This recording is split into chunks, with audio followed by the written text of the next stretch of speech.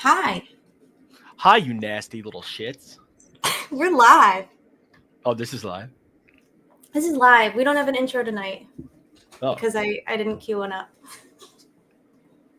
He thinks I'm doing good. I'm here with my talking about my initial friends. You know, I'm DB.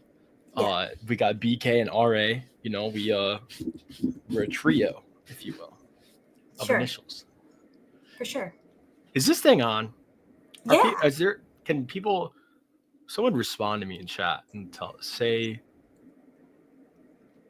me your favorite color in the chat.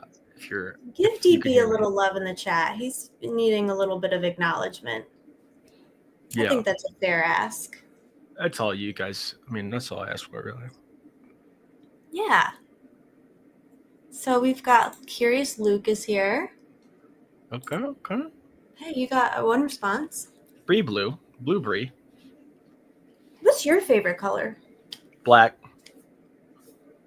That makes sense. It checks out. Oh. Who the hell is that? I've never seen that person. Yeah, you have. No, I haven't. Who is that? What are you doing here, 51 to 50? She's a homie. She's one of the crew.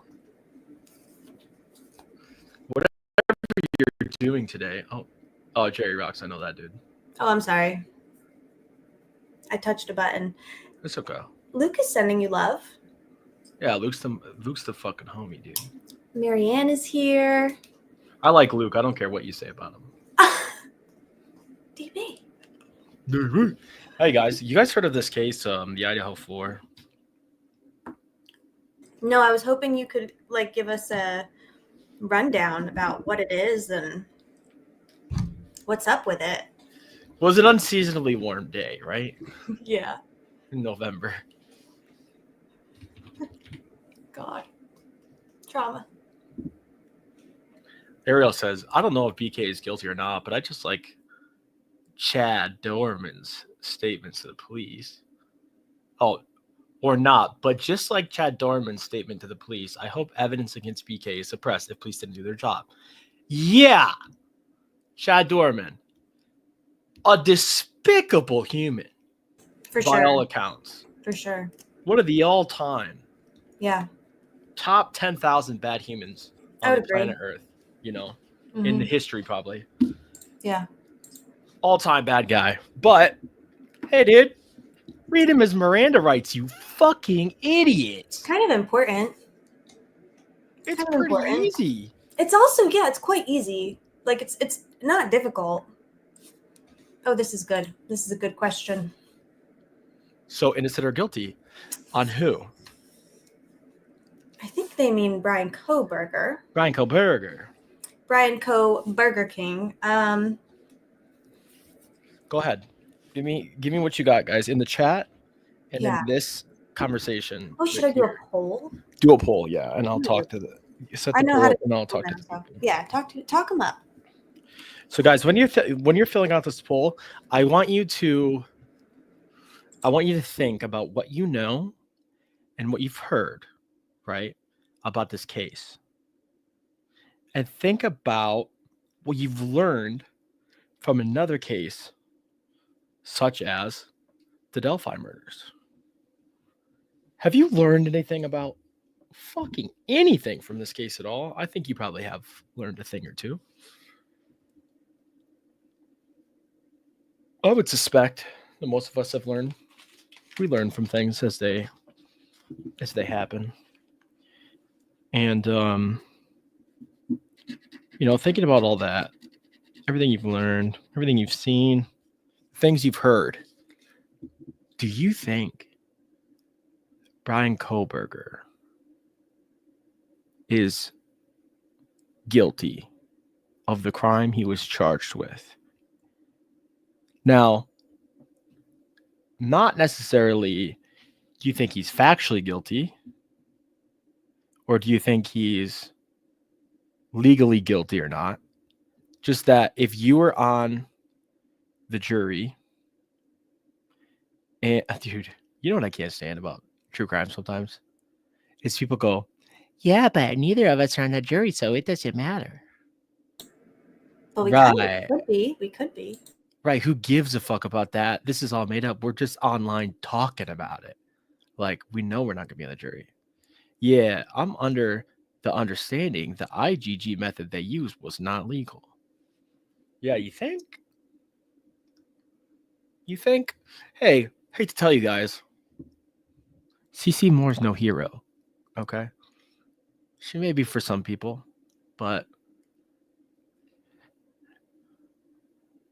you know. I did a poll. Okay, perfect. What is the questions? I can't see the poll. I'm in here. It just says Bryan Kohberger. Yep. Is he hot or not? Guilty, innocent, no clue. Okay. Should I have just said guilty or innocent? Sometimes it's good to force people to choose. But I didn't. So far, we have 30 votes already. Damn. 30 votes already. And we've got 16% guilty, 25% innocent, 59% no clue. Although our chat, we do have a lot of Oh yeah, that's a good point. That's a good point, Luke. I tell you what. Yeah. I don't want to be that guy, but like that's probably the earliest most people thought that. Dude, I took them sealing it as a fucking hint. You know what I mean? Like I didn't think as soon as I read it, like it really swayed me that much.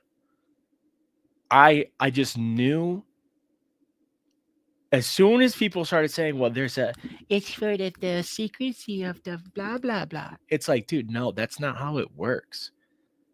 But there were so many people in the fucking news and the subreddits being like, oh, no, that's totally how they do it all the time. It's totally legal in Indiana. And I'm like, oh, no, it's okay. I've had dreams about smooching him. Yeah, that's what people want you to think is that people are out there dreaming about Bryan Kohberger, dude.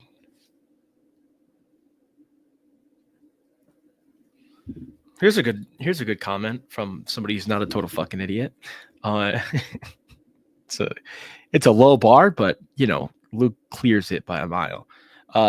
He says Kohberger's PCA has plenty of holes, but it doesn't have a whole man, does it? But the inculpatory stuff is tough. What is inculpatory? Not the definition. I know you'd love to tell us that, Luke, but what do you find in the evidence to be inculpatory?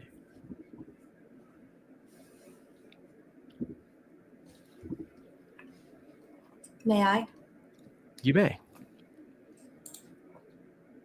DNA. DNA. On the sheath of the thingy. On the thingy sheath.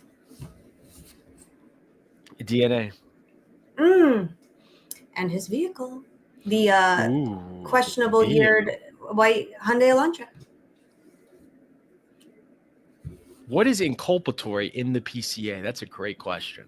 He's got them bushy eyebrows. Does he though? They're not that bushy. I've seen bushy eyebrows. I know. That's what I think too. Like some of the pictures, I guess maybe, but this is a good question. Where is all the blood evidence though? Are you talking about Richard Allen's case or this one? They are bushy, although I would say they're not unkempt, right? Like if I were to see him, the first thing I thought of wouldn't be bushy eyebrows. It would probably be like tall. I don't think I'm not saying other people don't see it. They're ridiculous for seeing it, but I really don't see. Like it's like saying Richard Allen, like whoever they seen as bridge guy, you know? Yeah. It's like saying he's around the same height as somebody. No, you would say that dude was short as fuck that I seen. Right. It's like the standout thing about him. Right. So I don't think like that stands out as something you would go, boom, bushy eyebrows. Sure. Hey, Salty Sleuth, welcome. Salty Sleuth covers this case. She's been looking at this case for a very long time.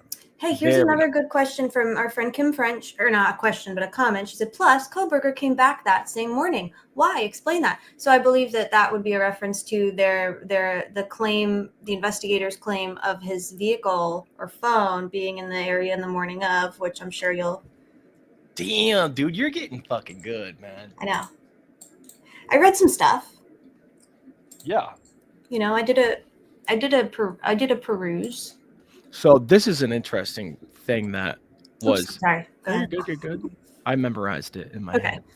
So a lot of people will say, they'll talk about that, right? That he came back. Yeah. Well, that they said that his phone was in the area, right?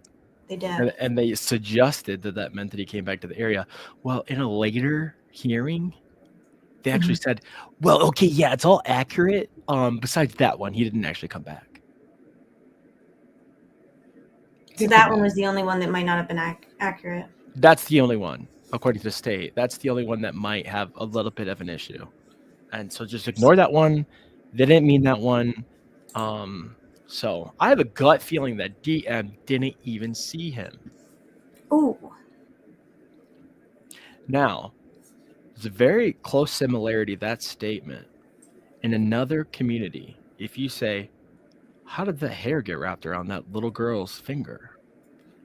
People will go, don't say that. How dare you? How dare you? How dare you? It says in the PCA that they didn't think he returned, even though his phone supposedly put him there. They see, very astute of you. Why would that be confusing to them? That's quite confusing. Is Andrea defending that guy? I don't know what that's supposed to mean. Is she his public signed attorney? Public defender? No. Does she think he's guilty? I don't think she said, but she does cover the defense case quite favorably. Yeah. True. So we got DNA. DV's feeling sassy tonight. I came out the womb like this. Oh, are you a kook? Yeah. No. I mean, let me tell you something. I don't know what they call that stuff, but that little, like, caramel, man, you gotta stop playing. I mean, if they give me one right now, tear it up live. I couldn't wait. Okay, keep going. That's how I feel all the time. You get it, right? Hard?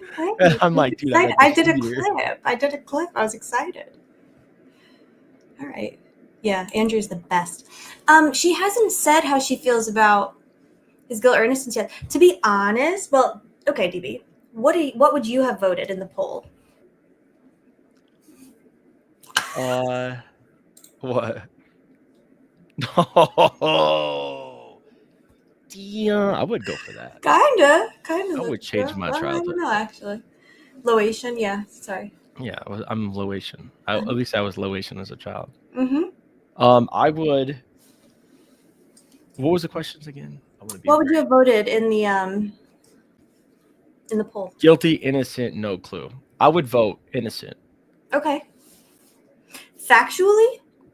No, not factually. But certainly, as we say. Wait, are you saying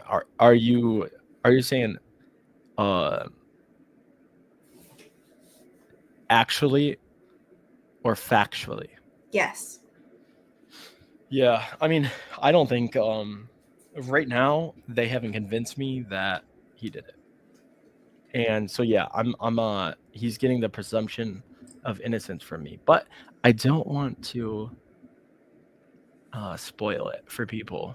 Yeah. But it seems like we have a lot of people talking about DNA, right? Touch DNA is an issue. It sure is, isn't it? Yeah. Isn't that weird? It seems to be. From what I've heard, the cell phone tower in that area cover Pullman and Moscow, so it's not reliable. Well, it's kind of like there being one. This one's for you, Dewey. I have no clue what's going on in this case since he's been arrested. I'm going to go on a deep. I am ready to go on a deep dive. Right. But he didn't say that. Dive. Dive. Oh, okay. My bad. There it is. Okay. My fault. That's all right. Yeah. Well, so I figured I had a bunch of questions earlier for DB, and he was like, well, should we save them for the live? And I was like, yeah. So I think the things I mentioned was D-Day on the sheathy thing of the knife. Right. That's going to be a difficult hurdle for me to jump. And the other thing was, I want to know more about this FBI grand jury / indictment, not indictment. Mm-hmm. Those are my two Okay, things. so first of all, yeah, we'll get you here. We'll get you right there. Okay. The DNA, it was planted by FBI Odinists. Okay. So next, don't worry about that. Okay, so what is this person right here? I don't think I've ever seen them in chat before. Maybe I have. Need some ZZZ. In my opinion, Brian and Brent were given up by informants to cover those actually responsible. Who's Brent? Is Brent the person you mentioned earlier who is deceased? Brent Kopaka. Yes, right? This is ultimately my biggest issue with this case, is what my good friend Kat says here. The FBI grand jury golden ticket. What's up? Well, hey, welcome. This is my channel. Need some ZZs.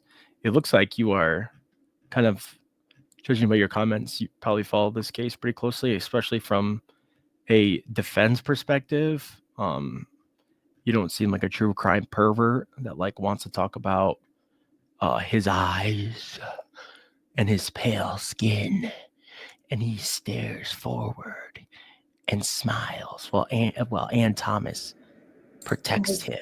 His Tappa talk. Yeah. For him. Oh, look, we got Rolo Mato says, heard y'all was seeking the Idaho 4 Bible. Present.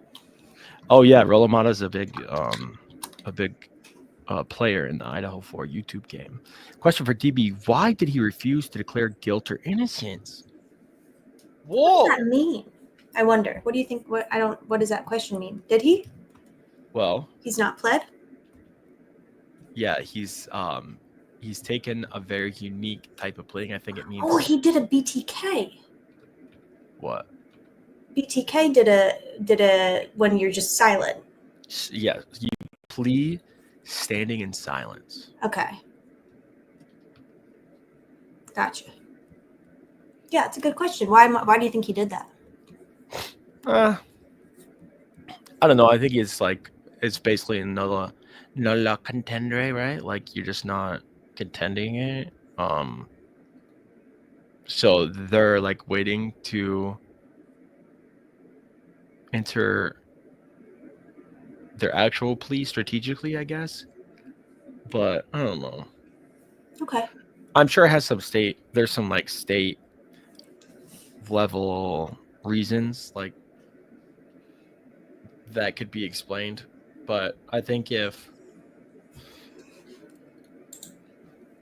what I understand is if you just stand in silence, the court will just enter a not guilty plea for you. They will, for sure. That is correct. Yeah, so I don't think basically. Yeah, he's basically like maybe it's a what bitch movie. Yeah. Hi, Cold or Covered. Welcome. First time watching. Look at that, DB. His who? Cold or Covered. Oops. Cold or Covered. Well, hell yeah. What's up? Hey, you know what? It's this. We're branching out. Yeah. We're getting the Idaho cranks. Yeah. We love it. Stand in silence. Hey, Fafo. Guilty to that which he is charged for. You sound like a Richard Allen confession. I am guilty of the charges therein my probable cause. I'm guilty. What was it? Honey, I committed the charges. No, honey, I committed the crimes as charged. Yep. Poor Ramslin. Can I say something about Miss Ramslin, who I actually have had the privilege of speaking with? Yeah. At least, I want to say twice. She's lovely. She's absolutely lovely. And you know why I like her? Because she has really good boundaries. So I have a hard time feeling that. That's Bree's favorite Ange joke, by the way. Honey, I committed the crimes as charged. Yeah, Ramsey. So maybe that's a good segue into something that I noticed about this case, which is, oh my God, the lore Oh God. and the rumors. And it's like, because assuming this crime was committed by one person, whether it's Bryan Kohberger or not, it's like a pretty rare, unusual, and very scary, spooky crime. So I feel like lore tends to attach, like, organically. But there's been so much lore about it. Yeah. I mean, a lot of it has been very secretive. And as we know, Yeah, it's the secrets. The secrets sometimes make things more interesting. yeah. When they have a relatively benign, the food truck, that was a big. Oh, I forgot about that. Yeah. Yeah, the weeks leading up to his arrest were wild.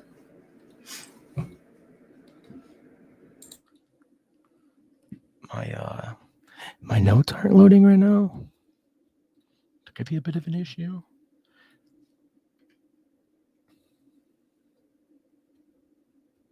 Hi, unit. I think DB would agree with you. They literally have no evidence against BK. Everything in the PCA is false. And there's a million tricks to pretend they found his touch DNA. Who found it? Let's get that going in chat. Who took Bryan Kohberger's DNA? Oh, you mean who took it from his person versus, you don't mean who collected it. You mean who took it from him, like who collected his DNA, his buccal. Yeah. I don't know. But I like this. This makes sense to me. Standing silent could be a form of protest against the validity of the indictment against you. Yeah. Yeah, here's this.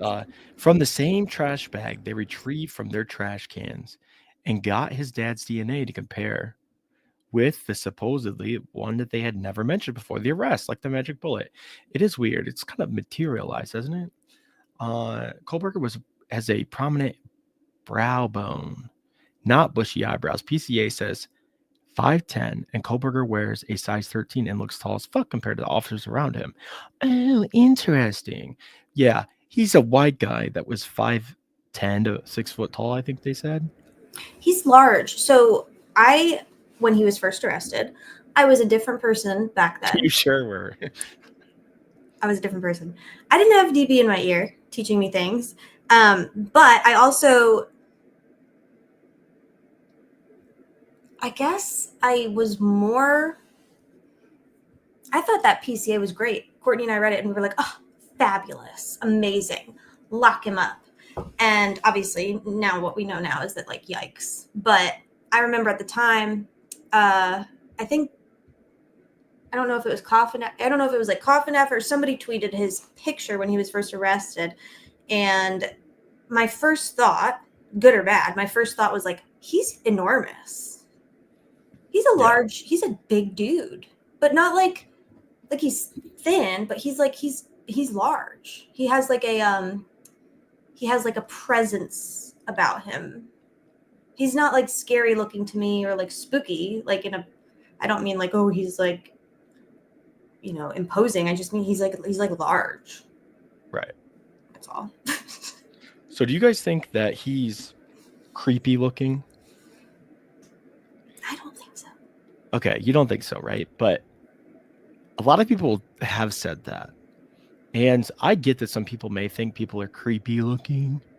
But the bias that exists in the media, when you hear that this person's murdered 4 people, you think, oh God, like, how could they do this?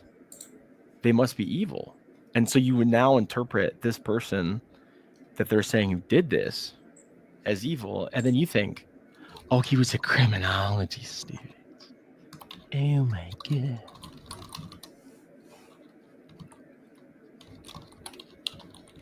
Yep, my notes aren't pulling up, so It's okay. We're not in a rush. Let's see. Kat thought he was hot. I thought he was good Thank looking. you. I thought he was really good. He looks like Jake Gyllenhaal. There's a reason people say, "Oh, Jake Gyllenhaal should play him in the movie," because he looks like Jake Gyllenhaal. He's good looking. He's tall. He's tall. Yeah, he's a tall guy. This is exactly how I felt, but about a different case like 10 years ago. Is like, now y'all gonna have to prove it to me. Mm-hmm. Like, you're gonna have to prove it. I don't care about all this. Whatever you said about these cell towers and shit. I don't give a fuck, right? Mm-hmm. Prove it. Okay, let's get this motherfucking PCA. Hey, young black economist, good to see you. We're on a Yo, KOHBERGER kick what's today. up? I'm an old white economist. Woman's here. Krabby. Hey, criminally focused. Crabano. Good to see you, our new friend. Yo, what's up, Kelt? Where's Kelt at? Right down here, look. RNM Productions, hi. Do you think it's a good idea for some more knowledgeable folks to go to videos like Dr. Grande and educate some of these commenters? Dr. Grande. I get him confused. I get Dr. Grande confused with Dr. G. They're two different people. Dr. Grande, I don't mind as much, I don't think. Actually, Dr. Grande put out a video about Rick Allen over a year ago where he was like, immediately was like, this is a trash arrest. Like, He just put one out probably 6 hours ago. Did he? And it was perfectly fine. Was it? Yes. Okay. So I was surprised. But Dr. G, on the other hand, is Isn't that a medical examiner? No. Oh. No, he's like a body, he's like one of those like body, like I think he's maybe he's a psychologist, I don't know, but like he's a doctor who has a YouTube channel. Regardless, he's a body language person. He's the one I have a problem with. I don't know. I try to go in the comments and fuck Gary B. Dr. Bricado, actually, I saw something earlier. Someone was saying that, well, Dr. Bricado says KOHBERGER's guilty, and I guarantee you Dr. Bricado is not going to opine about his guilt or innocence. He's just not. Are you fucking high, dude? He's not. He'll profile him, but he's not going to come out and say he's guilty. He said he went to a Huawei park because that's where Ted Bundy left the body. So you would hang out at, I mean, come on. Dude. The killer. Regardless, to answer your question, Kel, every time I go into comments and try and educate people, I just end up getting myself banned. So probably not. Yeah. I don't think people want to like learn, you know. Yeah, me too, Kel. Oops, sorry. See, this is interesting. Dr. Grande and Pat Brown, the criminal profiler, are trash. I will say, Dr. Grande, when he first started posting videos and I first started watching him, I did learn a lot about shit to look up. Like, I didn't take what he said and then like took it as fact. Like when he talked about the personality styles and an ocean and the different clusters and stuff, as a layperson, I was like, oh, so when my psychotherapist, when I was 13, said that I had a cluster B personality disorder, it meant that's why I set the curtains on fire at my grandma's house. That would be more, well, okay. Well, you know. I like Dr. Grande, unless I'm thinking of somebody different. I don't think I actually kind of think that he's the one, he's like super dry. Yes, very dry sense of humor. Yeah. Anyway, he's like one of the only ones I can stand. Yeah, he's no good. A lot of people don't like him. I get it. Like his I content don't watch has enough of him. Yeah. Well, he used to have a little bit more in-depth content, but now he just like churns videos out. You know what I mean? So, I can see, and he's kind of condescending towards certain things and makes really bad jokes. Sure. Yeah. True. Fair enough. This is true. I have heard this. KOHBERGER was in the United States. Oh, well, there you go. There you have it. It's pretty damning. These motherfuckers talking about me? I think in the spectrum of YouTube psychologists opining about true crime, I would say Dr. Grande, in my opinion, from what I've seen, which is very limited, he's like the lesser evil of the spectrum. I've liked some of his stuff. However,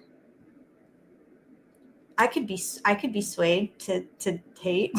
I don't know. I'm not like, I could talk you into it probably. Yeah. So where should we start? Okay, so in the early hours of November 13th, 2022, there was 4 young, beautiful students. Yeah. And one was handsome. We should mention that they were good looking.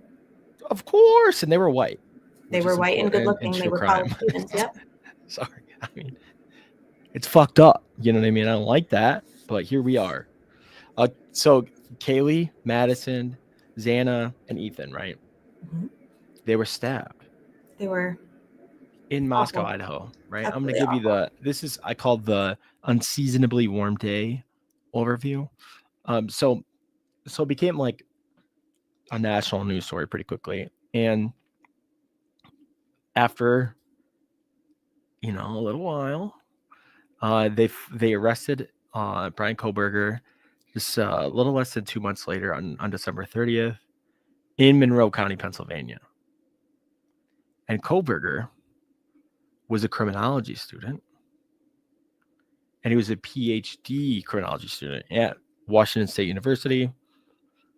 And he's charged with 4 counts of murder and 1 count of felony burglary. Just chill out with that last charge. We get it. Key evidence linking with the crime, people will say. Surveillance footage, his cell phone data, and a knife sheath. Is it true someone survived 19 stab wounds? You mean in this case? Or like ever? I don't think so. So he's basically, stood in silence. No one's heard from him. There was a rumor in the media that I think Brian Etten reported early on that when he was arrested, he had murmured. He did a murmur. Have you arrested anybody else? Has anybody else been arrested? Something like that, right? Now, let me ask you guys this. Does that seem like an incriminating statement to you? No. I actually think that it's the opposite. Like, in the heat of the moment, for you to say that makes me think that, one, you're confused, and that you think there's no way that they could have got to me without anything else. Somebody must have just told them, just like made up a name or made up something. Just said, yeah, that guy was there. You know what I mean? And so, like, could it have been really just actual confusion? It was a planned statement. Get the fuck out of here, dude. Don't you dare, Kat. Don't you troll me, dude. Deflection. So you think that... Okay. You think he was deflecting. BK still hasn't went to trial yet, Angie. No, I'm not Angie, but the Franks is out. And it says a whole lot about the evidence here. We're going to get to that. Well, the Franks, some of the emotions are out. Did they post the actual Franks? Because I thought... I believe the Franks itself is sealed. Like some of these are sealed, though. I think they fucked up and did it. I love when that happens. Yeah, so do I. I kind of do. He also said that he looks forward to being exonerated. Yeah, I don't know if we'll get into that. There was a statement. That was an Annie statement. Yeah, said that. I think that too. There was a statement on one of the podcasts I was watching last night where they said and talked about the murder weapons leaving gaping open wounds, unlike a regular knife, kind of like another case. What other case? Probably Delphi, right? Yeah, I don't think they had. I wouldn't consider the way that those wounds were described. This is a good comment. What? So weird to take a knife sheath that was left there. Like, really? Yeah. It's so weird that a knife sheath was left there. Like, really? If it's anything like Delphi, does that mean they shot or electrocuted. So I think you're saying the cause of death is different than the evidence that was left there. Or how I'm interpreting it too is like it's too on the nose, like leaving the cell phone. It's almost like they wanted it to be found. So then, you know what I'm saying? It's A like, message in a bottle. yeah. Oh, that's right. Ariel's right. Is it Ariel or Ariel? Yeah, the exonerated comment was said by the public defender in Pennsylvania. BK had for the extradition thing. That actually does make sense. I do remember that. Delphi, dude. Yeah, dude. That did a bing bong on his DNA. Basically, it wasn't confirmed the car in Oregon was the Elantra from Linda Lane. That's admitting the car was an Elantra on Linda Lane. It wasn't confirmed.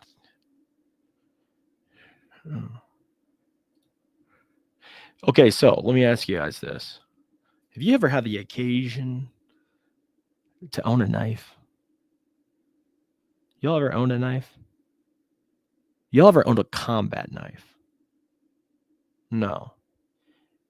You know, the weapon they have alleged that was used in this crime is a K-bar. Judge Jessica has a knife? Oh my God, dude. Can you tell us what a K-bar is and what it's used for? So a K-bar is a large combat knife that can be affixed to the end of a rifle as a bayonet in a way. But really it's made to a baby blue Space Force K-bar. I like it. It's a large combat knife, and it's primarily used and created and issued to Marines in the United States, and it's a kind of a ceremonial now piece since they ain't really doing hand-to-hand combat that much anymore that I know of. It's Oregon, all run gun. You should know that. I just I didn't stay too long in Oregon, just crossed the border and went for a ride. KOHBERGER is a brand, but it's come synonymous with their most popular knife. Yeah. Not run, Oregon. I'll take your word for it. Did I say Oregon? Oregon? I believe you. Okay, just meant anything but cut, yeah. So I was right and just wrong. But the building photos, it looks like a lot of blood. Yeah, you would think it'd be a lot of fucking blood for people. I thought a K-bar was something to lift a car. Amanda, you found the right place to be. It's a military knife. Yes. Yes. Love Lana. She's great.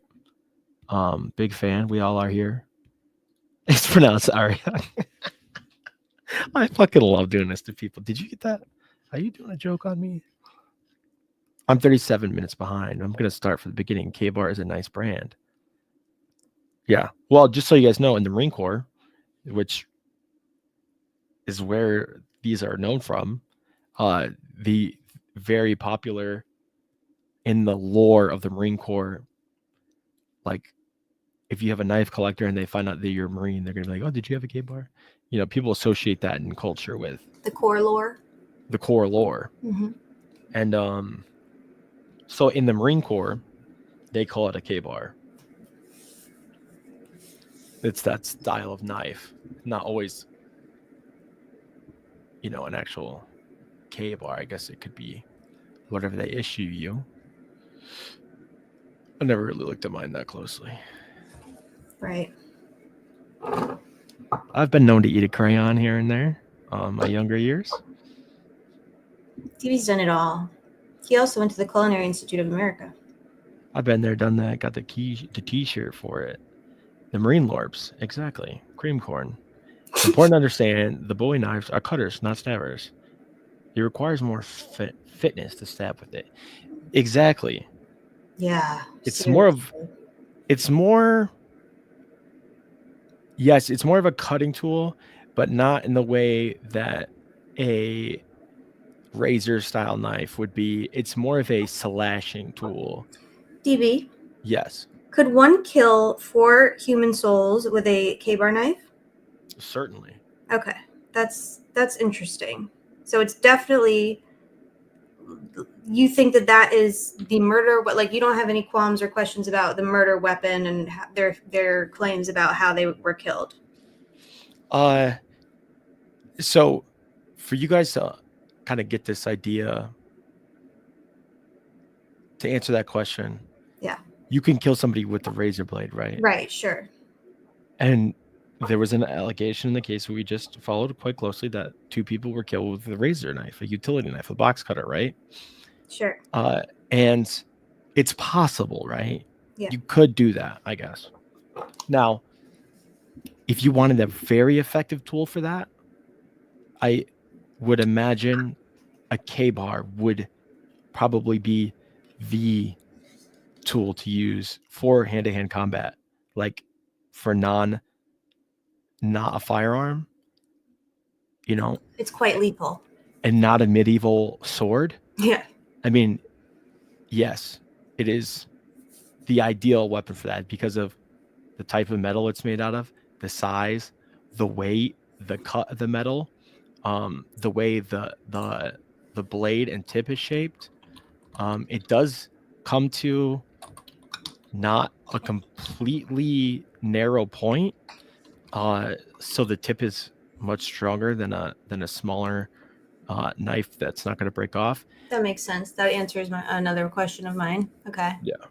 One of the issues they have with them is, they get stuck in ribs sometimes. So they teach you how to excise your bayonet tip in your rifle if you're using it as a bayonet from somebody's ribs. So definitely possible to kill 4 people with one knife. And what is your theory? I mean, we were not really going in any order, but what is your theory about the sheath left behind? Well, the sheath being left behind is a very interesting thing, right? Because what does the sheath do? It holds a weapon. Sure. Right? But it's not a weapon. It's not the murder weapon, is it? Mar, I'm going to ban you. Don't even You'll have to pry. I'm just kidding. Yeah, no, absolutely not. That's okay, Mar. You're allowed to think that. That's a lot of people. Most people think that. Good job, actually, dude. most people do think that. That's okay. Yeah. That's You and Howard Bloom and Nancy Grace, you guys got it on lockdown, dude. Oh no. Weird cat. I'm too slow for you. Better get a move on. The sheath threads on a belt would never end up on a crime scene. Exactly. So a sheath holds a knife, right? But so does a pocket. But you're not going to put a fucking knife in your pocket, right? So you put the knife in the sheath like it fucking belongs. But what you don't do is carry the knife and the sheath in your hand. So how is this just left there? Because if you're using a K-bar, that means you're selecting a full-size combat knife, right? Which will have a full-size combat sheath. And that sheath will have a belt loop.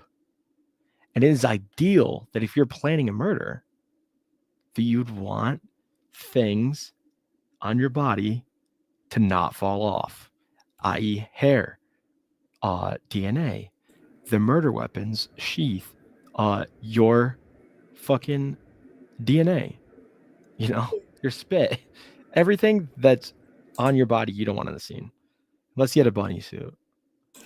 Right.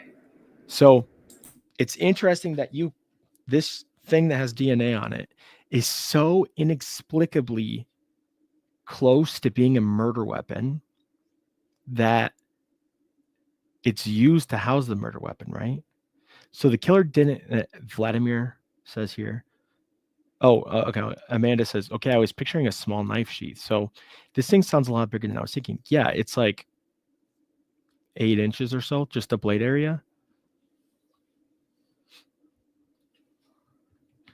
So yeah, you would think, let's see here, a standard issue K-bar is, the blade is 7 inches and the handle is a full 5 inches.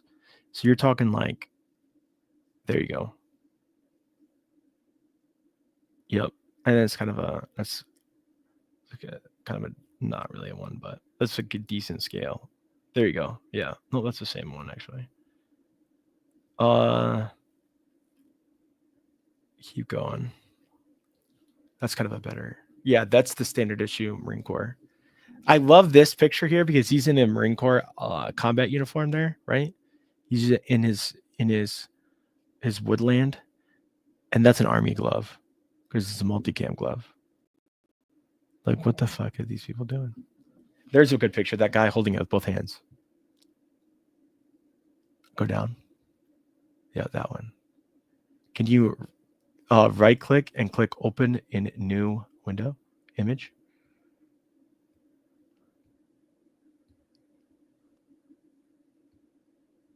Oh, it's okay. You're muted if you're trying to talk.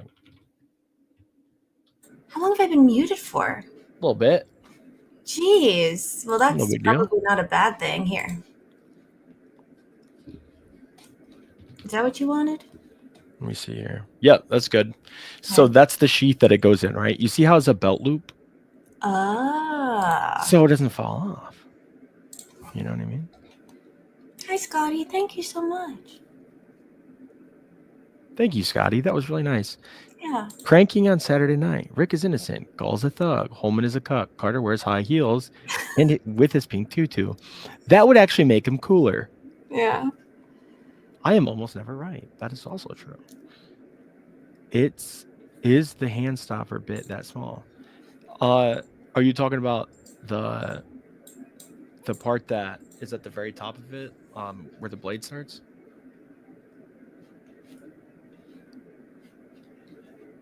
This, yeah.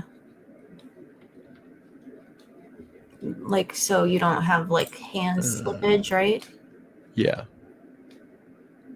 Yeah, that's for, okay, so that's You're going too slow, DB. Look. what are you talking about? Are we gonna talk about the Franks or just trying to figure out the crime? Yo, I've already figured out the crime. So we wanted to do it, like, I don't know as much about this one, so we're gonna just kind of unpack a little first, and then we'll get into the Franks, I think. Right? Yeah, we'll get into the Franks. Okay, so yeah, the part you're talking about, woman, is called, or not woman, Jessica, is called the quillion. The quillion. Okay. It's a big knife. It's a big motherfucking knife, dude. Yeah, for sure. Okay, so that's the murder weapon. 4 people were killed with it, allegedly, and this is left there, right? This unbelt looped sheath. Now, in the past, say, let's just imagine a different crime, right? And there's touch DNA there, and let's say it's there's touch DNA left on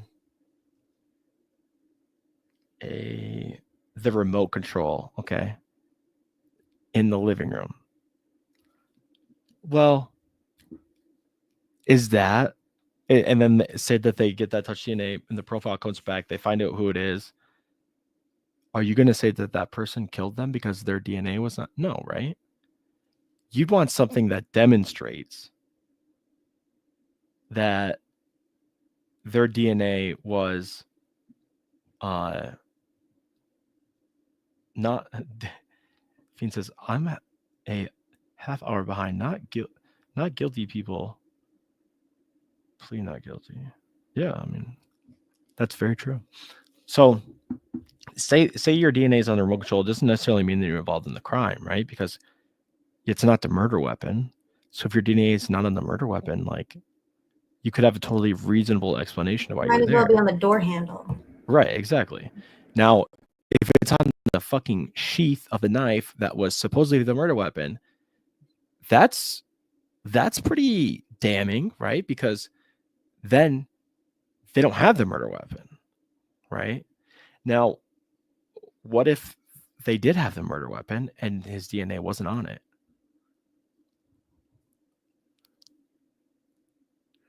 Would that make it, but it was on the sheath?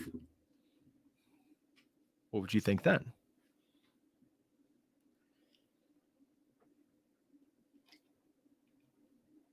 I guess I could see like maybe he wore gloves. So maybe the DNA got on the sheath from like before he put his gloves on, right? That's what I would think. Could be. What if the sheath was looped through his belt, but less stable once he unhid his pants and belt, then easily pulled off or fell during the struggle? I mean, it's true. It could happen, but the way the loop works, like if the belt is loose that you're wearing, I guess I could see that. But if you're wearing the belt like a normal belt, I would find it really hard to believe that it would fall off just because Well, they're made to withstand combat, falling off. right? Right. Yeah. So- And if it's buckled, dude, It's hard I'm to telling you, those the military buckle, and this probably whatever this was, probably not the quote unquote military grade, but like some of those fucking buckles are a real bitch to unbuckle and to buckle because it is made for combat. It's made to come off. But what if the sheath didn't belong to Bryan? Now, what would you say to that? Yeah, well, so is his DNA the only DNA on it? There's other DNA at the scene. There's other DNA at the scene, just not on the sheath, but there is probably a ton of other DNA at the scene because it's a sorority house. I've been in them plenty, people in and out all the time. So it wouldn't surprise, but it being on the sheath to me feels super like I would want, if I'm a juror, I would want an explanation as to how it got there if it really was there. That's all. What if it was never buckled into the belt, but okay, I can see that.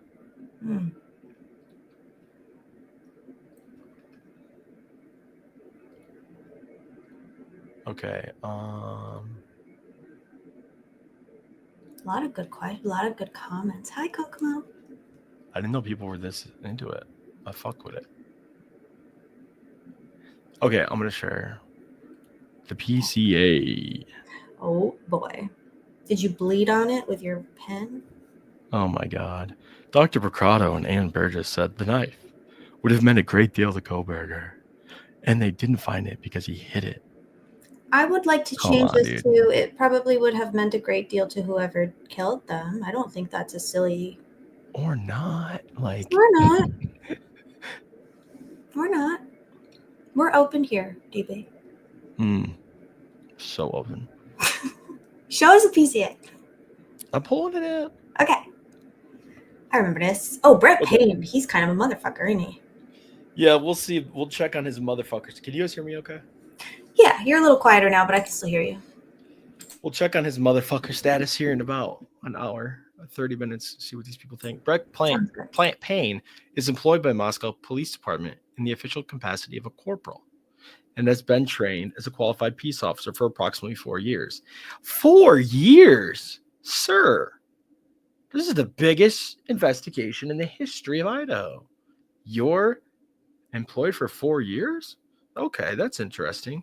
Sergeant Blaker and I responded to 1122 King Road, the murder site, on November 13th, to assist with a scene security processing the crime scene associated with 4 homicides. Upon our arrival, the Idaho State Police forensic team was on scene and was preparing to begin the processing the scene. MPD Officer Smith, one of the initial responding officers at the incident, advised he would walk me through the scene. Okay, so this kind of goes through seeing the victims, autopsies, not what is of the subject of these Franks, really. So the medical examiner said it was a sharp force injuries for the cause of death, and there was a dog, there. I know this can make everybody really sad, even though there's a quadruple homicide. Everyone's like, "Oh my god, the dog." What? You always with the animal stuff. Right. That's what I was saying. That's You why I have said to it. accept people's defects. Yep. Okay, so the sheath was later processed, then had a KOHBERGER, USMC, and the United States Marine Corps Eagle Globe and Anchor insignia stamped to the outside of it.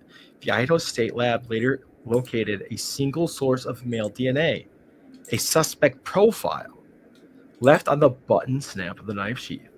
The suspect profile, single source of male DNA. Part of the investigation, numerous interviews were conducted by Moscow Police Department, Idaho State Police detectives, and FBI agents.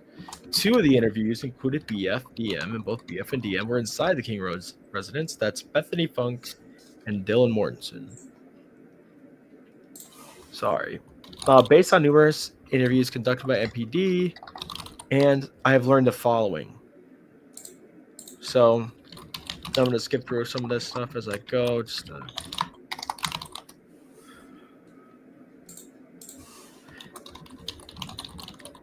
at 2 a.m., they were asleep in their rooms by approximately 4 a.m. This is the exception of Kernodle, who received a DoorDash order at the residence at approximately 4 a.m.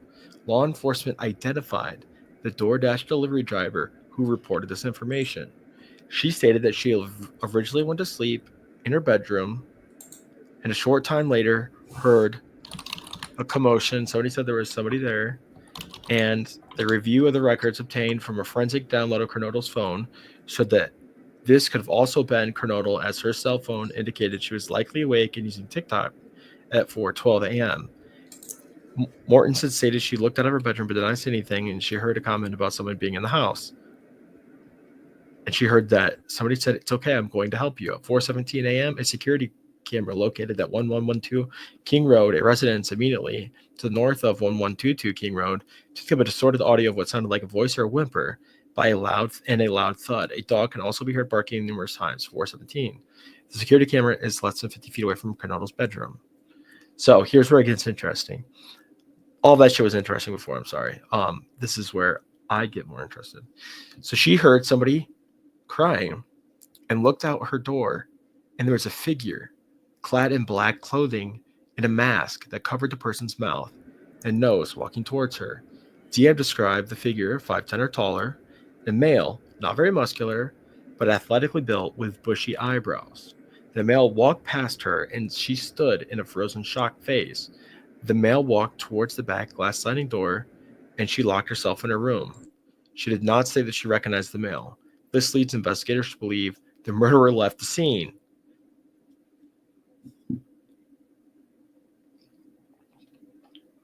What kind of mask do you envision?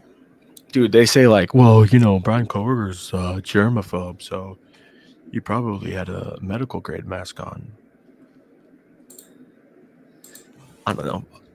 So the combination of DM statements and law enforcement review the forensic downloads of the records, video suspect video described below, investigators to believe the homicide occurred between 4 and 4:25 a.m. During the process of the crime scene, found a latent shoe print. This was located during the second processing of the crime scene while the ISP forensic team by first. Go ahead. I was just laughing at Shell. Using a presumptive blood test and aminoblack, a protein stain that detects the presence of cellular material.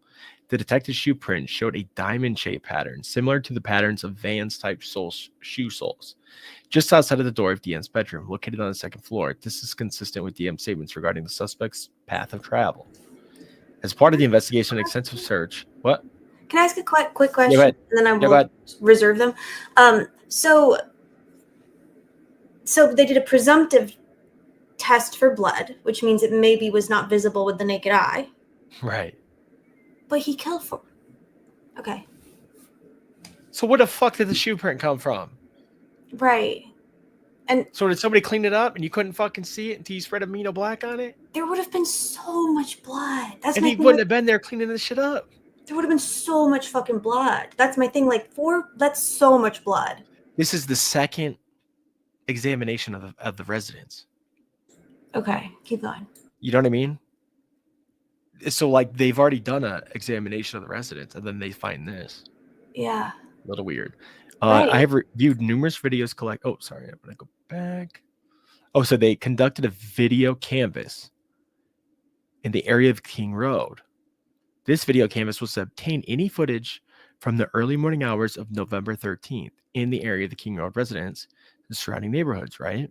They wanted to find if a suspect's vehicle traveled or left the King Road residence, and it resulted in the collection of numerous surveillance videos in the area of both residential and business addresses. I have reviewed numerous videos that were collected and had conversations with the MPD officers, ISP detectives, and FBI agents that would similarly review the footage that was obtained. I reviewed the camera footage indicated that a white sedan, hereafter suspect vehicle 1, was observed traveling westbound on the 700 block of Indian Hills Drive in Moscow at approximately 3:26 a.m. westbound on Steiner Ave at Idaho State University or Highway 95 on Moscow at approximately 3:28 a.m. On this video, it appeared suspect vehicle 1 was not displaying a front license plate. Okay, so they just have this footage, right? And basically, they have a lot of footage. And the defense has alleged that not all the footage has been turned over, right? Now, I want to ask you guys something. Think about your town, right? Think about, let's say you're going to go pick up a pizza, okay? And think about how you're going to get to that pizza place, right? Think about a pizza place that you have two different routes you could take. Both are equally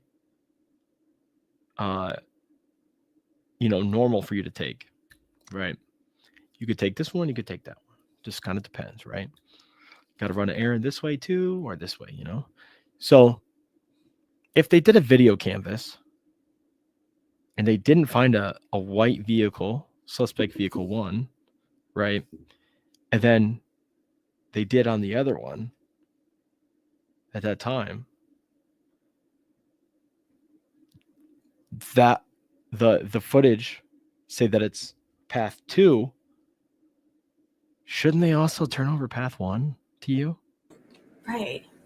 Because isn't a white Elantra or your car not going down path 1 exculpatory too? Yeah, it certainly would be exculpatory, I would think. But they're going to say, well, you went down this path, so this has to be your vehicle. Therefore, no other footage that we were able to obtain through consenting businesses, we can't give you any of the other footage. And besides, it's not relevant, is what they'd probably say. Right. It's not relevant. I would say. Right. I got the It's exculpatory, but it's not relevant. Right. Of course. Who doesn't get pizza delivered? I get fucking everything delivered. It's Same. called Well, not so much anymore, but I used to. Nah, the prosecutor knows what it is, and it's not exculpatory. That's right. It's not exculpatory. I said it. I'm loving the sass on our girl Cat tonight. I'm enjoying it. Okay, so they say that this suspect vehicle 1, they were able to use a forensic examination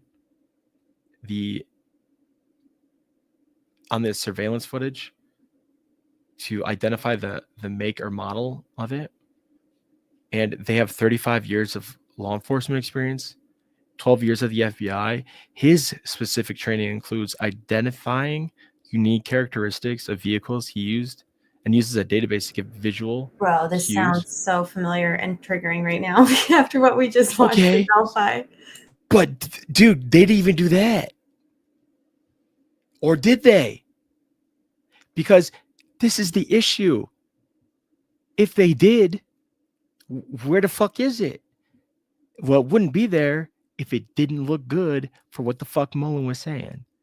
And Mullen said that was a, 2016 Ford Focus But there's a trail of fucking emails from a vehicle identification specialist that watched the video of the Hoosier Hardware Store camera. And they say, yeah, that could be, XYZ vehicles. And it doesn't fucking match with their bullshit. They don't have to turn it over. It's not their fucking shit. Somebody That's told so them that on the phone with the stupid. FBI. And, they're not going to put it in the discovery. How the fuck would they even know who to send a TUI request to? I like this. My roommate. Wait, what did you say, DP? Who the fuck would they even know to send a TUI request to? Yeah, who would they notice? Who and how? Right. How the fuck did they come up with BK? I'm still trying to figure it out. Rest in peace, Brent Kopaka. I see your picture. Your ADHD is triggering my ADHD. Who are you talking to? Me? How dare you? I'll continue. After reviewing numerous observations of suspect vehicle 1, the forensic examiner initially believed suspect vehicle 1 was a 2011-2013 Hyundai Elantra. You just talked about how fucking good he was at this. I mean, right? let me tell you something. I don't know what they call that stuff, but that little like caramel, man. You just stop playing. I mean, if they give me one right now, tear it up live. Tear it up live. So he just like turns around and says, no, actually, you know what? It's 2011, 2016. So it could still be this, but I guess it could be this now. I guess. I don't know. As a result, the investigators are reviewing the information on persons in possession of vehicle that is 2011, 2016 white Hyundai Elantra. Okay, cool. I'll get to the real issues here. You guys can read all about this bullshit, but approximately 5:25 a.m., a white sedan, which was consistent with the description of suspect vehicle 1, according to who? I don't fucking know, was observed on 5 cameras in Pullman, Washington, and on WSU campus cameras. The vehicle, the first camera was recorded, was a white sedan located at 1300 Johnson Road in Pullman. The white sedan was observed traveling northbound on Johnson Road, which leads directly back to West Palouse River Drive in Moscow, which intersects with Conestoga Drive. The white sedan was then observed turning south on Bishop Boulevard, Northwest SR 270, approximately 5:27 a.m. The white Elantra was observed on cameras traveling northbound on Stadium Way. Blah, blah, blah. I sound like fucking Gray Hughes. How dare you? No, you don't. Depiction showing Moscow and Pullman. Thanks, guys. Here's a Google Earth map. Look at this bullshit. They needed page length. They needed to hit their page minimum. Okay, depiction. This is fucking ridiculous. But white Elantra leaving WSU campus. Okay. White Elantra returning to WSU campus. Okay. Okay, so look. On November 29, 2022, at approximately 12:28 a.m. at WSU, this police officer queried white Elantras registered at WSU. As a result of that query, a 2015 white Elantra with Pennsylvania license plate. This vehicle was registered to Bryan KOHBERGER, hereafter KOHBERGER, residing at 1630 Northeast Valley Road, Apartment 201, Pullman, Washington. May I? Yeah, please. How did he know how to carry? How did he know how to carry white Elantras at WSU?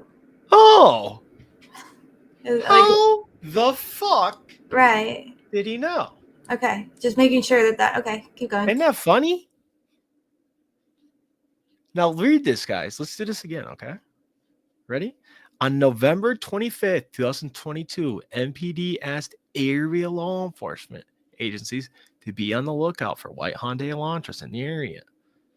And then 4 days later, on the 29th, in the morning, a WSU police officer queried white Elantras registered at WSU.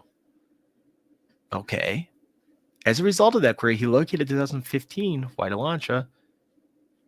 Huh. Now, one of the vehicle identification specialists change their years of the Elantra? They sure did. When did they, though? They don't say. They don't say. Convenient. They're just Very like, don't strange. worry about it.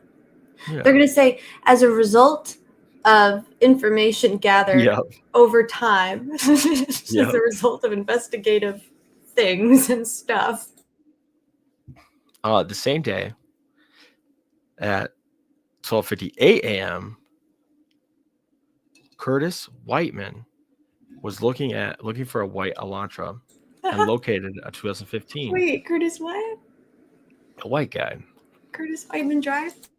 Curtis Whiteman. Bo Whiteman. Okay. Also ran a car and returned KOHBERGER with the Washington tag. Oh my God. He's doing forensic countermeasures. I'm just kidding.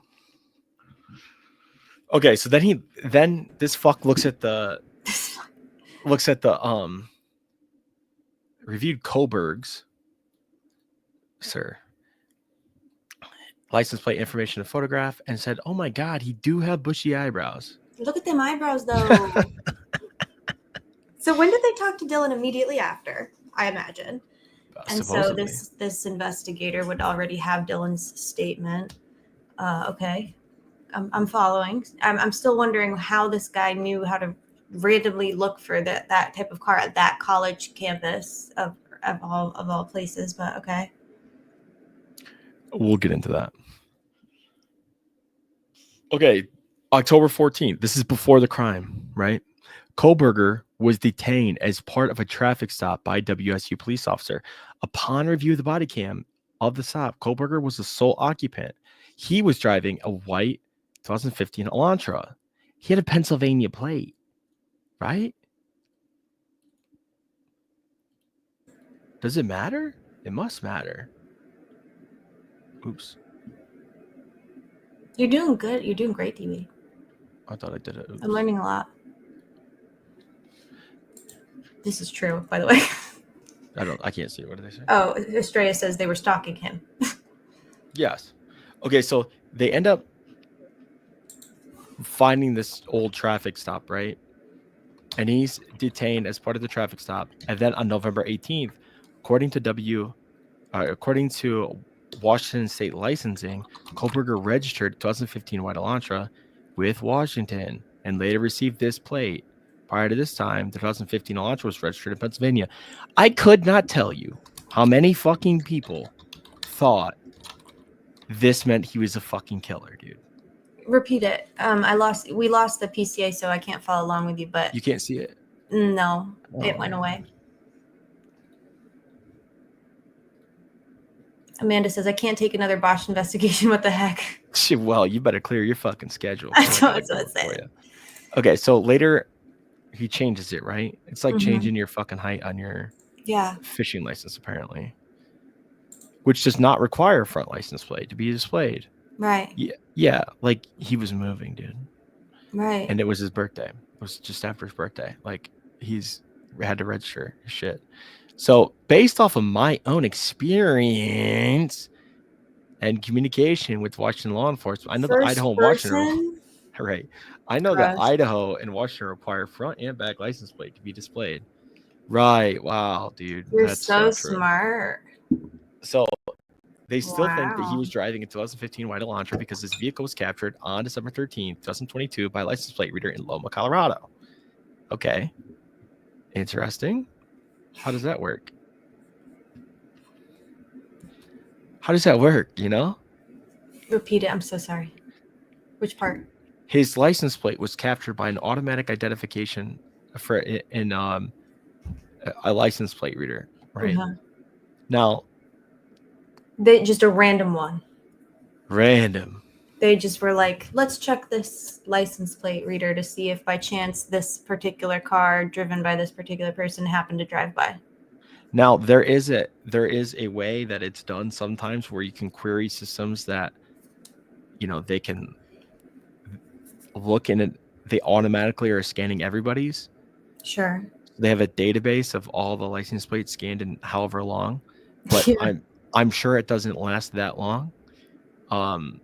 But so this is a live scan.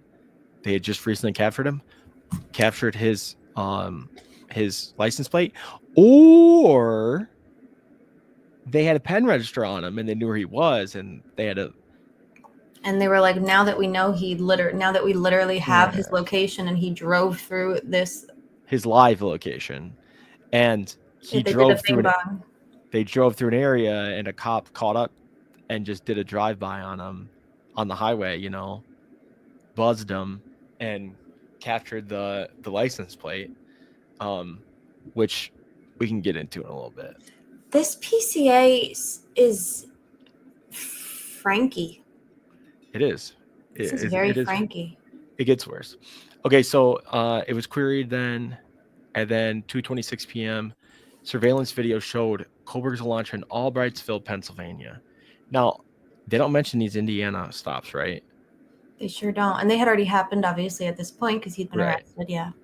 Well, already happened in the timeline of the PCA, because he's already in Pennsylvania, too. So, the sole occupant of the vehicle was a white male whose description was consistent with Kohberger. Kohberger's family was Albrightsville, Pennsylvania. They learned TLO search to locate tool database to figure out that information. Based on the information provided by WSU's website, they figured out he was a criminology student. Oh, my God. Evil. Gasp. Did they put that in there? That he was a criminology student? Yeah. Yeah, that shit popped the fuck off when this got released. So prejudicial. That's like... Oh, dude, people were like, he did this just so he could learn how to kill people. It's very enticing. It is. Some would say it's prejudicial. So pursuant to records provided by the member of interview panel for Pullman Police Department, we learned that Kohberger's past education included undergraduate degrees in psychology and cloud-based forensics. What the fuck is cloud-based forensics class? You would know. What is it? Okay, is it a class that he took? Because there's it's a degree, but there's no way. It's not he doesn't have a minor in cloud-based forensics. So he just happened to it was like a topic in one of his classes, and they were like, this is good to put in the PCA. It could be like a name of a course that he took. Maybe. But like it is awfully convenient they put that in there, because like it's just it kind of speaks for itself, I guess. These records, because they could have put so many different whatever. So the record showed that Kohberger wrote an essay, right? When he applied for an internship. Okay. He wrote his essay. He had interest in assisting rural law enforcement agencies. This is really icky. Dude, this is a press release. This part right here was icky. A true crime fucking press release. Kohberger also posted on Reddit a survey found by an open source internet search. So Google, just say Google. The survey asked for, and that's also not open source, but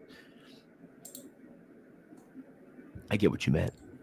The survey asked for participants to provide information to understand how emotions and psychological traits influence decision making when committing a crime. Okay, whatever. We're getting there. We got it. Pursuant, FBI cast team. Okay. This is where a lot of people start getting all fucked up. Based on my training and experience, this is the Athian of the PCA here, folks.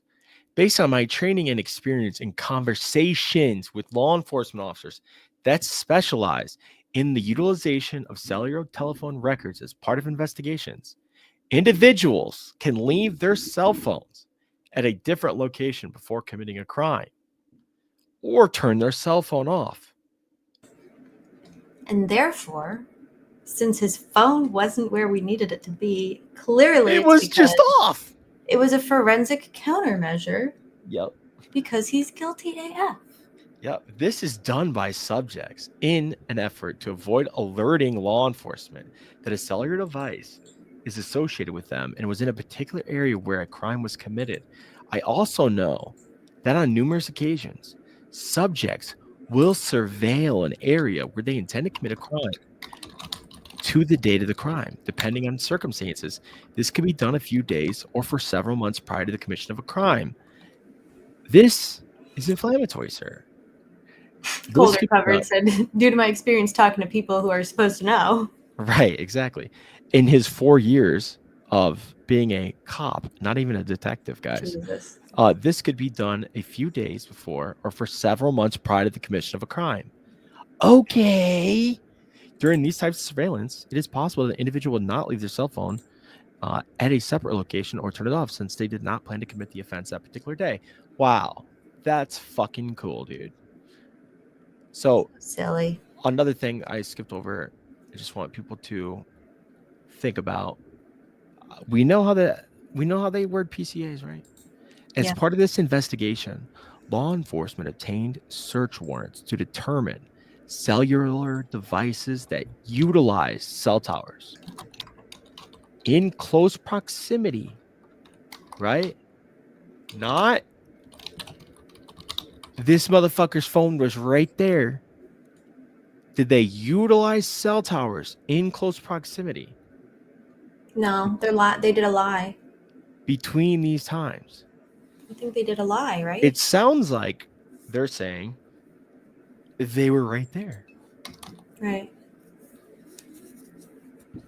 Now, after determining, now see, this is the suggestion that they give you.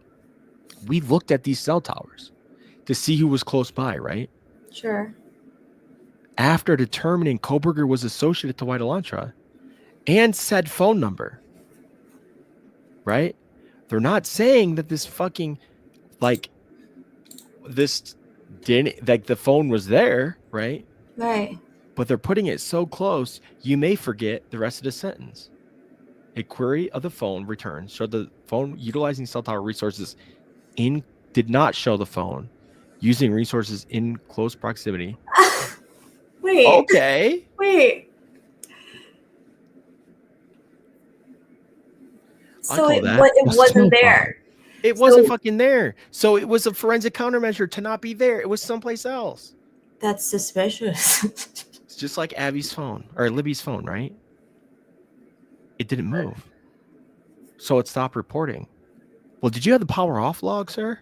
His phone wasn't there. Because I guarantee you guys, if they looked at the power off log, which I guarantee you they did, and it said that the phone was off, they'd have put that in the fucking PCA. Right. Is it harder to get that info? Could they have obtained that had they wanted to? Like knowledge seer off of his cell phones at this point, you think? Well, so they're not going to get the power off log unless it was like backed up on the iCloud for some reason, which it fucking wouldn't be. But there's a lot of iCloud fuckery. But they could also get some information like about the other types of cellular usage. Okay. And because of them only getting the tower dumps and the pen register on him, Mm-hmm. they probably only got like the actual incoming outgoing signals. Got it. Okay. But it's hard to say. We don't know what they have. We don't know what type of. Well, they certainly don't talk about it here. They certainly don't. And you would think, well, they wouldn't have had extracted his phone yet. But yeah, there's. Okay. They did it. Okay. They did a bing bong. Yeah. So on the 23rd of December, they applied and were granted a search warrant for historical phone records. On the 12th, 12 a.m., right, to the 14th. Well, that's awfully broad. Sure. It is Oh, actually. Yeah. and it gets way more broad. For the phone, AT&T, they got the phone records, Bryan KOHBERGER address in Albersville. The records indicated the phone is subscribed to Bryan. Account has been open since 2022. All records are historical information, CSLI, for the phone. After receiving the information, I consulted with the FBI special agent that is certified member of the CAST team, Cellular Analysis Survey Team. Members of CAST are certified with the FBI to provide expert testimony in the field of CSLI and are required to pass extensive training that both includes. Now, get ready, guys. The trick is coming. that includes both written and practical exams to be certified or CAST, as well as the completion of yearly certification requirements. Additionally, FBI CAST special agent that I consulted with has over 15 years of federal law enforcement experience, as Nick Balance. No. And it includes 6 years with the FBI. The information provided by CAST, the information that was provided by CAST, okay? That doesn't mean that CAST said this is what it was, okay? Right. The information provided by it could be a report. I was able to determine. Right. It could be a report that did not have a conclusion. It could be the raw data that they got during a federal grand jury. And they were able to interpret this because another person, Mowry, a detective, is the one who actually made the report and made it days before a pretrial hearing, not the CAST team. There's all kinds of TUI issues with this CAST shit, and I don't think the CAST is going to stand by their analysis, but stand by what the conclusion was here. Yeah. Okay. Let's see. Kohlberger residence. I did. Okay, let's get into this new shit. Okay, investigators found that 585 did not connect the cell towers to provide service to Moscow. Oh yeah, so guys, look, see this is right here between this red and blue triangle.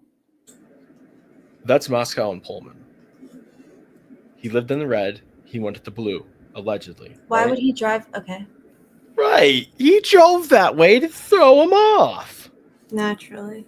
Or else, maybe, his fucking phone just wasn't reporting and he didn't see them on the fucking camera footage coming in and they had to explain it a different way. It's ridiculous. Okay. The lack of phone. Okay. It is likely suspect vehicle 1, the Elantra. Additionally, the route travel from and the phone during the early morning hours and the lack of the phone reporting to AT&T between 2:47 and 4:48 is consistent with Kohlberger attempting to conceal his location during the quadruple homicide. Now, guys, they didn't say that it didn't report before 2:47 or didn't report before or after 4:48. It didn't say these two times. It could be that it didn't report at 1 a.m. It stopped reporting. It could be that it stopped reporting or started reporting again at 6 a.m. Right? So they're putting these times so it sounds more specific, right, in the window that they needed to be for him to be like associated. They want it to sound like he turned his phone off and then on at those exact times. Because, Right. Yeah. Okay, so December 23rd, 2022, I was granted a search warrant for Kohlberger's historical CSLI from June 22. June Why so long? to current. Oh, because that's when it was registered or whatever. That's when he opened the account, they said. So yeah, his entire motherfucker, phone. what are you doing? That's a long time. That is fucking forever. Why were they dude. able to get that? Well, Yeah. because they already had it probably, Yeah, and this is okay, a redo. you're right. Okay, so to current prospective location information and a pen register trap and trace on the phone, guys, on December 23, right? In a phone to aid in efforts to determine if Kohlberger stalked any of the victims, in this case, to the prior offense, conducted surveillance on this place, or was in contact with any of the victims. Any locations may contain evidence of murder. Oh, God. What did I do? You made it nice, periwinkle. Yeah, but I didn't want to be periwinkle. Okay, so then they kind of do this, right? What does this make you think? Why would they look that up? Why would they want to know? They want us to think he stalked them. Yeah, and it seems like, well, this is a good reason to just pull his whole fucking cell site history, ain't it? They could also, like, in the spirit of preserving a not even arrested suspect, they could also obtain that information from the victim's phones. Like they wouldn't have needed to do it this way. Right. You know what I'm saying? Like it's just like very disingenuous. Well, he's got to explain why he decided to do this fishing expedition. True. You know? True. So the location of the white on charge to KOHBERGER. I received historical records from the account after consulting with the CAS special agent. I was able to determine. Not CAS. Me, What did this consultation? Mr. 4 years with the PD. Exactly. Present the time authorized by the court. The phone utilized cellular resources to provide coverage. It doesn't mean his location was right fucking there. It just means that at times the tower he was utilizing could also be providing signal to other phones in that area during a period of time. It's not that specific, dude. All these occasions, except for one, occurred in the late evening and the early morning hours of their respective days. Okay. So? Not that it's like a really PhD student. Yeah. Probably goes to You WSU. doing okay over there, Poppy Chulo? You stuck in purple?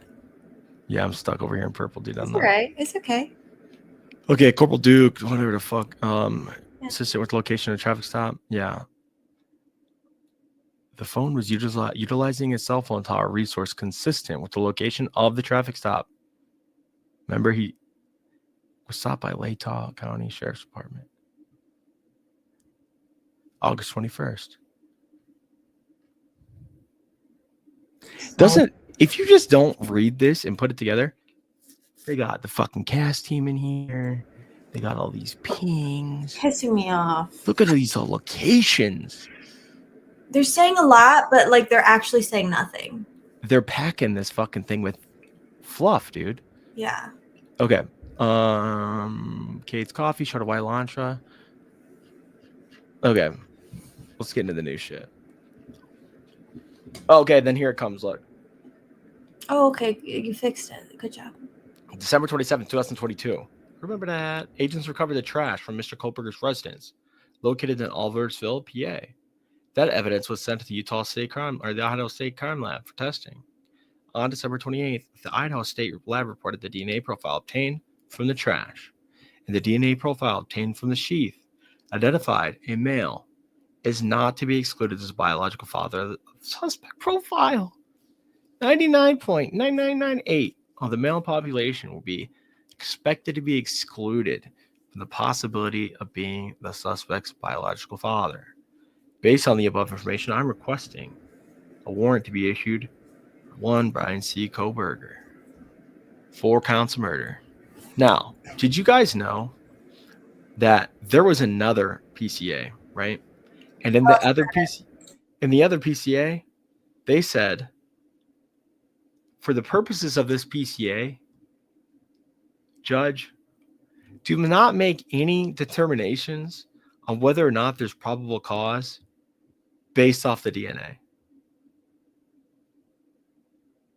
Because they wanted to protect the PCA if the judge didn't think that the touch DNA IgG created a probable cause. If they got. They wanted to protect the other information.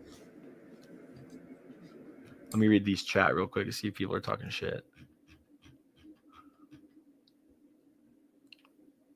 What's up, DB? We fucking love you. DB's the fucking best. Let me tell you something. I don't know what they call that stuff, but that little like caramel, man.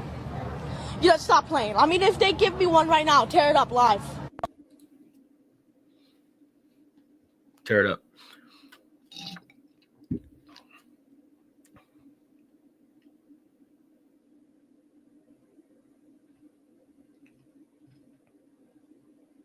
Oh, the supplemental thing they added after the fact because the IDG shit was not done legally, or was done illegally. DB is exceptionally lounged tonight. I am leaning back a little bit more than I usually do. I think he's guilty, but all this stalking stuff is BS for sure. Now, a lot of people didn't think that, right? But in a very fun little twist, the funnest little twist, the prosecutor had to stand up in court, berate a survey analysis guy who does jury selection studies. They hired him to see whether or not Lake Tahoe County, the county this is being prosecuted out of, was Dawn Daniels. That's right. She's the one who said the IGG shit. So, right.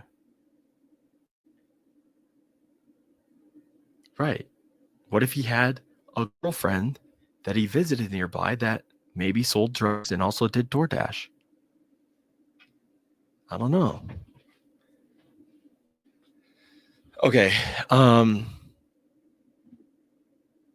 What was I going to say?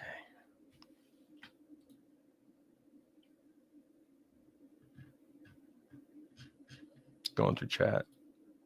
Do you know what you're what? Do you know what you are doing, sir? I'm sure that's about law enforcement, not me. Because they knew he was someone frequented the area for other reasons, multiple dates, had to make it look like they weren't giving that information by another means, person or CI. Right. Just like a witching stick, right? IGG is like a fucking witching stick, dude. You go, oh, I don't really know how it works. But we found the dead body. Really quick, like surface level explanation of what IGG is in case there's people that aren't familiar. Okay. So IGG is investigative genetic genealogy. It is when you are creating a digital analogous to a DNA profile so that you can search it to other DNA profiles in a database of DNA profiles, right? So they take the profile that's created and they start to match through somebody's genetic markers to be able to determine whether or not they share enough genetic markers with somebody to determine their level of relativity to the individual. And in its very name, it's called investigative, right? It's made for an investigative lead and not necessarily like it would be for, it's just basically a little bit. It hasn't gone all the way up and back down the courts yet. Like it's been challenged here and there, but I think for the most part, there hasn't been a ton of losing cases with it, because a lot of the time they do catch guilty people with it, and tell DVD quit looking on the screen. They do catch a lot of people with it, but a lot of people that end up pleading guilty because they were most likely involved. Okay. So it just hasn't been challenged in the way that this happens with overwhelmingly strong types of forensic evidence that comes out. Like it takes somebody misusing it to really get challenged, when a lot of times law enforcement agencies are so careful with using it that they really wait until they have a for sure. Not here. Maybe not. Yeah. Okay. Thank you.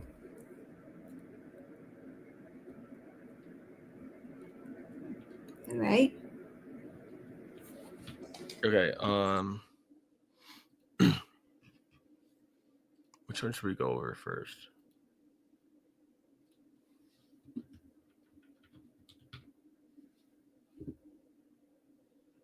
This feels like a fair statement. What is it? Go ahead and read it. It's great if all the other evidence is honest. Exactly. That feels fair.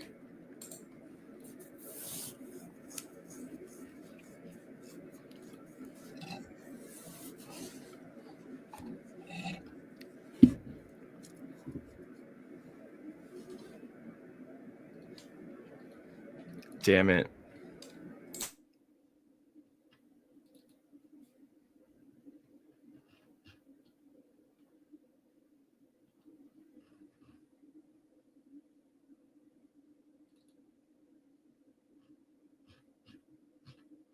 Okay, so Ange, can you I'm gonna pull up this. They're not. I didn't label them very Okay. well. That's okay. Which What one? the fuck, dude? Which one are you looking for? I forgot. Okay. That's okay. I'll find it. Is there what's the topic? Why don't I just do it this way? Here. Hold on.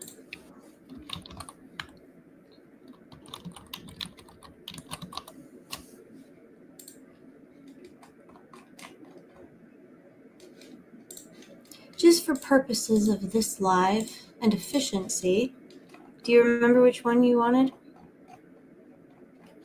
I was gonna start with the AT&T one. Okay. You got it, dude. ATT first warrant. Yep, and then Google.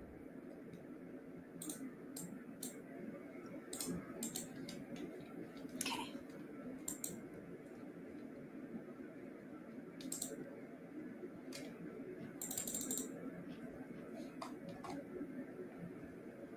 Is this the right one? Emma Bailey, woman. That's her name.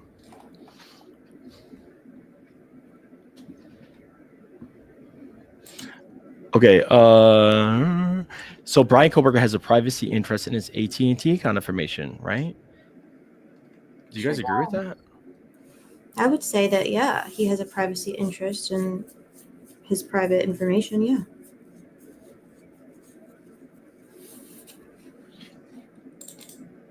So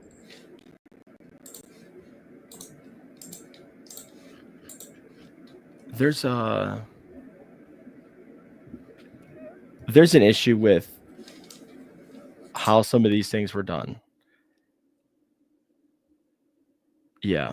Bryan Kohberger apartment search warrant from Pennsylvania arrest affidavit has the fire info. It does. You're right. Did you link this in private chat? I did. Excellent. Sir. Perfect. Yes, I did.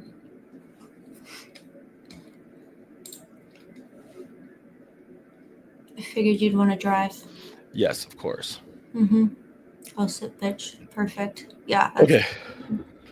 So let's start here.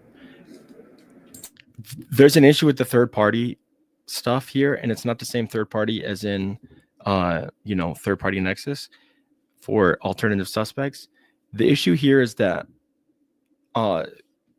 you have to draw the line in who is allowed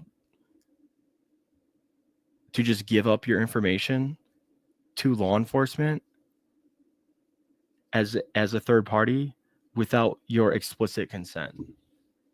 So one of the issues raised in these filings is that Bryan has an expectation of privacy, just like everybody does, right?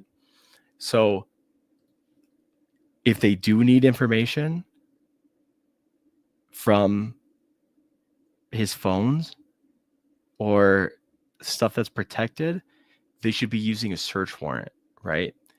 And they should be using a proper search warrant. Oh, okay. That's helpful. I don't think I ever understood the difference, but yeah, that makes sense. What do you mean the different, like between the third party stuff? Mm-hmm. Yeah. That makes sense. Okay. Yeah, one sec.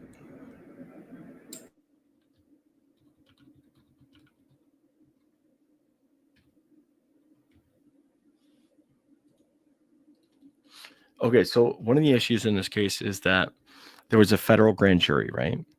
And as part of that process, there was not an indictment, right? Which is not all that rare. There are occasions where they have an investigative grand jury and they use the federal grand jury process to issue subpoenas, right? And they learn information from these subpoenas. Also, they have search warrants sometimes. They issue search warrants, and a lot of the information that was gathered before there was probable cause would be gathered as an investigative tool to subpoena, right? So you remember like when Ives was talking about doing tower dumps, he was talking about doing subpoena, right? Yeah. That's because it's less invasive. And so you don't have to meet the probable cause standard. Oh. So they may have the authority to issue an actual, a subpoena. But for people like Google, they say most of the time, they'll say, you need a search warrant, especially for geofencing in particular. Okay. So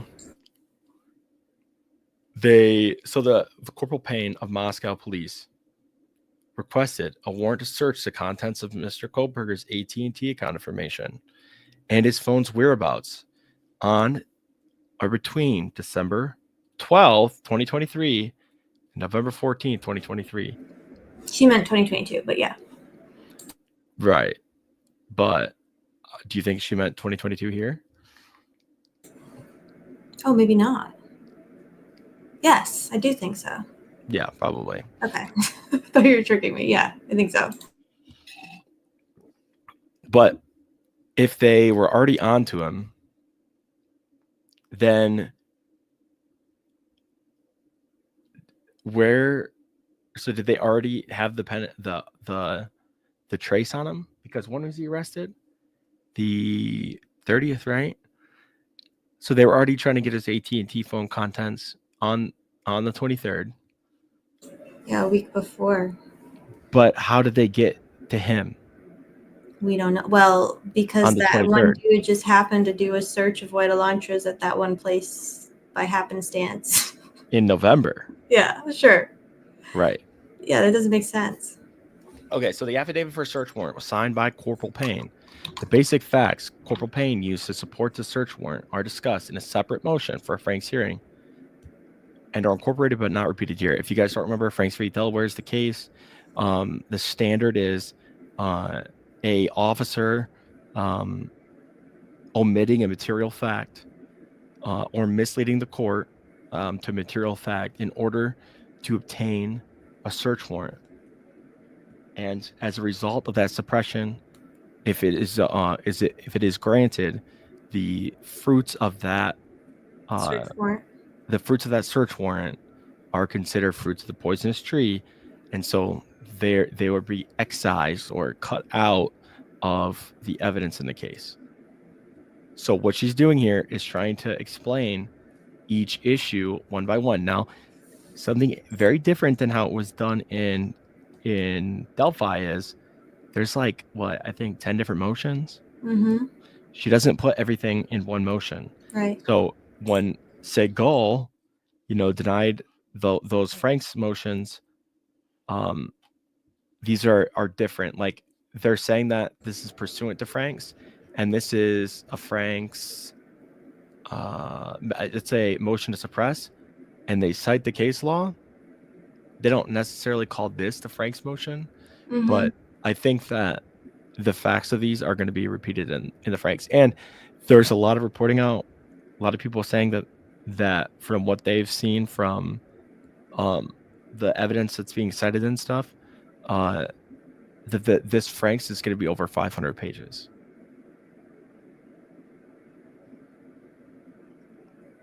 Well, damn. Yeah. She's going to skewer that man. Yeah. So all the customer subscriber information, including any listed addresses, the MEID, ESNs, device purchase information, call detail records, MMS messaging, data activity, call detail records, cell sites. So here she's pointing out that they think there's an issue with this because of the way they got to this information was they first identified KOHBERGER through the IGG and then went back and now are saying that they needed this information because it has these real-time tools, RTT, range to tower, or real-time tool, timing advanced information and location database records from AT&T that they got to reconstruct some of that stuff that was in the PCA was through the IGG initially. So this would be a fruit of the poisonous tree. It sure is, yeah, because they wouldn't have known anything about it. Like they didn't have his name. Right. It's so silly. See, this is what I did to myself. Oh my god. DB. Yeah. That's not like you. It's not. I don't know how I did this. Which one do you want next? The house search. Okay. Apartment, I think it's called. Yeah. Boone, shut up. That's not even Boone. How dare you? Boone is sleeping peacefully. That's the little terrorist dog that chases me around the neighborhood every day. Oh, damn. Across the street being bad. I put it in the chat. Oh, okay. The white Hyundai Elantra. Yeah, they're suppressing this one because they said they found a fucking shovel in the back. Come on, guys. I keep a shovel in my car and a bat. It was probably but still. a fucking camping shovel. He lives in fucking Idaho, Washington. It's winter. Like, what are we doing? For sure.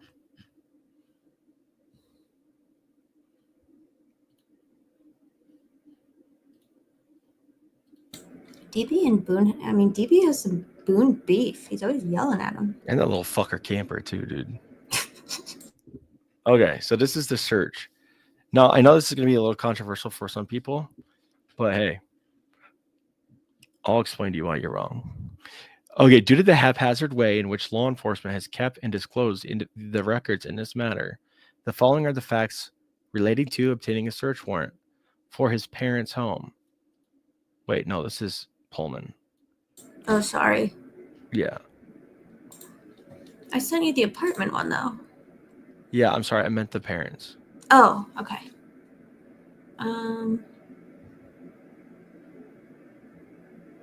Which one is that? So we've got Amazon, apartment, Apple, arrest warrant, ATT, cell phone, Google, pen trace, person in Idaho, person in Pennsylvania, white Hyundai, 119 Lambsden statements. That's it. Okay. That's his address, I guess. Their address? Okay.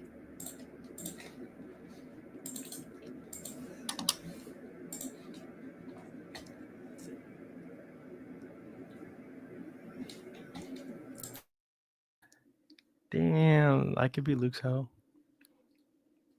Okay, I'm gonna cover this one, and then we can end it here because I don't want to bore people to death. This is getting a little long, and me just rambling. We can do a discuss. This one's crazy, though. This one's fucking wild, dude. Okay.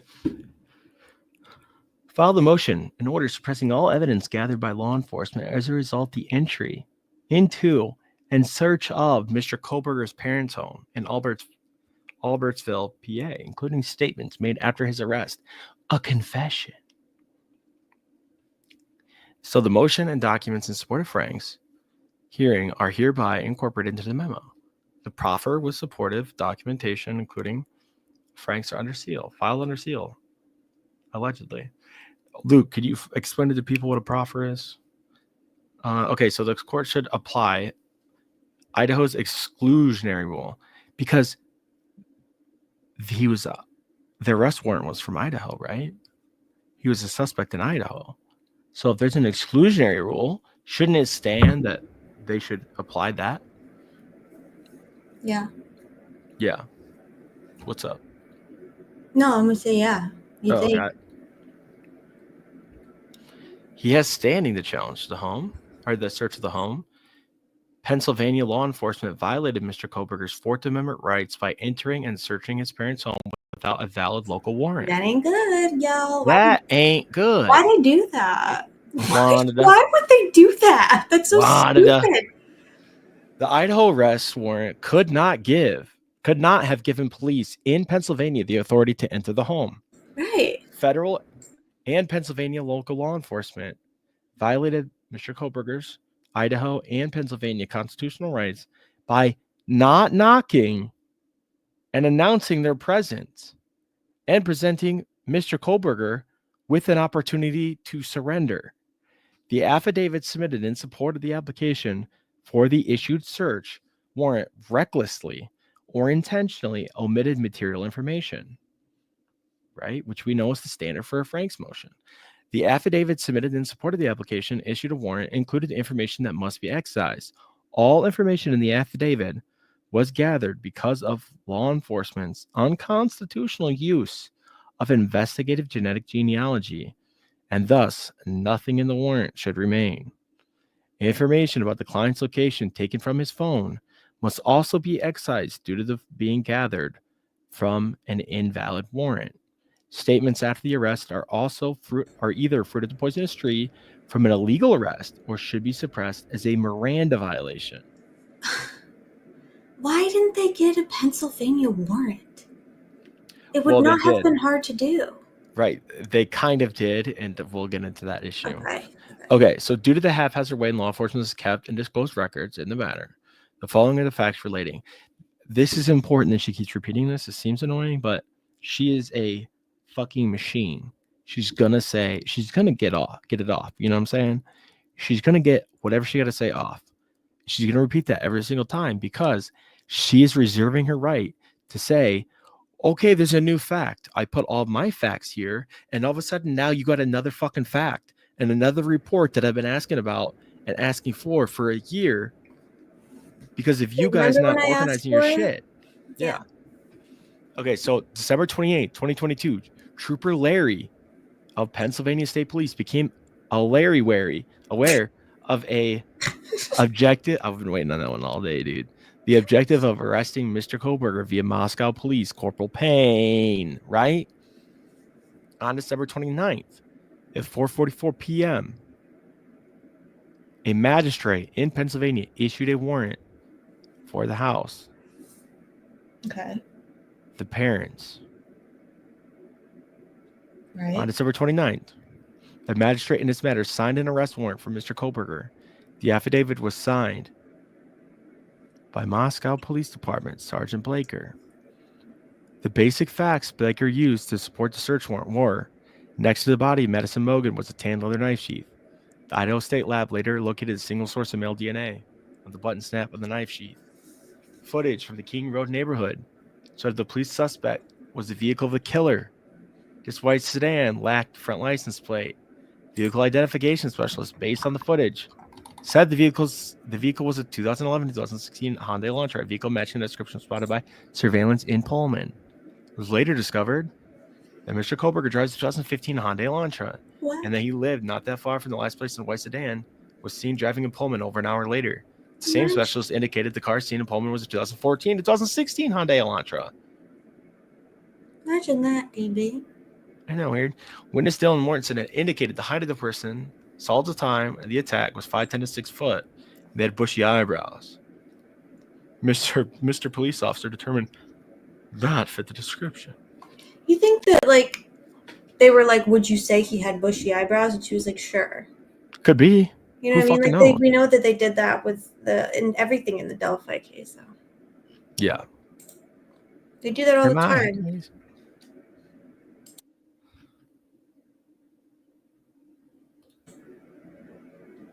Damn. Hey, Joe Schmo, good to see you. I get Bob Ross sometimes on my timeline. Dude, I was loving Joe Schmo yesterday being like, oh, I already seen this first part. He was like, it says the haphazard way, and he's like, I already believe it. Yep. Joe Schmo has been radicalized. Remember when he first started coming around, he's like, are these people really that serious about fucking Nick McClellan, dude?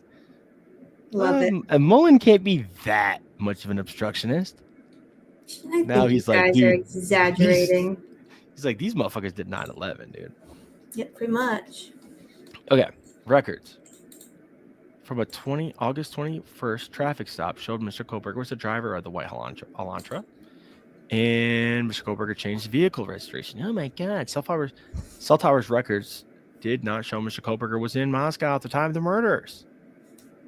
In law enforcement experience, however, people committing crimes typically turn off their phones. That's unless so they're using a phone. insane because that right there. Dude, I thought exactly that's how they were going to explain that Rick Allen's phone wasn't there. I mean, they probably would. Right. And I guarantee you that came up in the jury deliberations. Yep. Historical cell site information, CSLI, was obtained by CAS with the FBI. That team determined that on November 13th, 2022, at approximately 2:42 a.m., his phone was utilizing cellular resources that provided coverage to his apartment. Wait, Go ahead.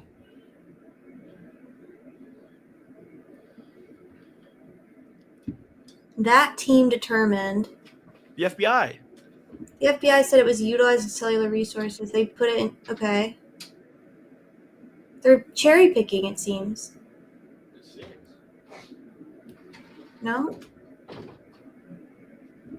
Yeah, I mean, Kind of seems like they are. so utilizing cell resources that provided coverage to his apartment, then they then support the idea that he left his apartment and went south. Yeah. They then support his phone being off. Right. They support that 448, his phone was south of Moscow, near Blaine.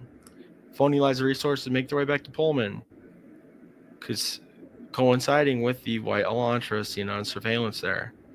Similar data shows that occurred 9 a.m. with a trip to Moscow, returning at 9:32. See that? He went back. And then later they said, no, I'm just kidding. Hey, did you... Never mind. What? Can you go over some of this? Yeah. I'm going to go fill my water up, dude. Go fill your water. I can't drive it, but that's okay. I'll pull it up on my end. Bum, bum, bum, bum, bum. Yeah. We are on... DB's going to do a water because he is a grown-up. And that's what grown-ups drink. Okay. Here we go.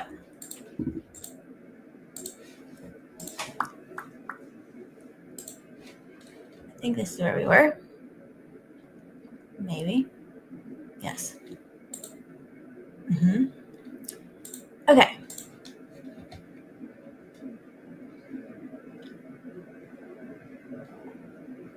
Here we get into Dylan Mortensen. Witness, Dylan Mortensen had indicated the height of the person she saw at the time of the attack was between 5'10" and 6 foot.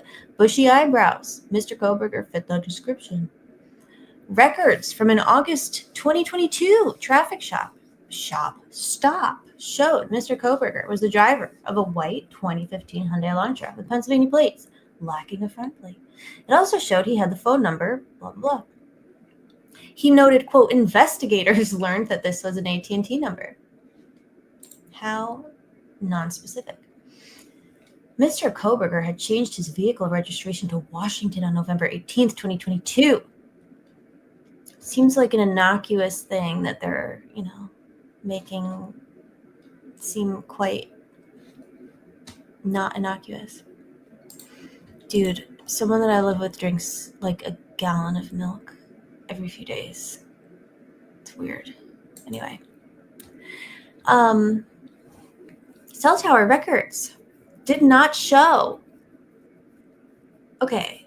Maybe I'm rereading this again, or maybe she's repeating it. Cell tower records did not show. Oh, wait, I am rereading it. It's okay. This is wild, okay? Cell tower records did not show Mr. Kohlberger was in Moscow at the time of the murders. In law enforcement's experience, however, people committing crimes typically turn off their phones. Brilliant. Amazing. Okay, here we go. That same team determined Mr. Kohlberger had been to Moscow on at least 12 occasions prior to the event, and that he came into the area the morning following the murders. However, law enforcement, without explanation, indicated it did not believe that final trip ever occurred. Really? So now they're like, never mind, forget that we said that. God. Pennsylvania agents seized garbage at Mr. Kohlberger's parents' residence and found DNA it determined was likely the father of the suspect DNA found on the sheath.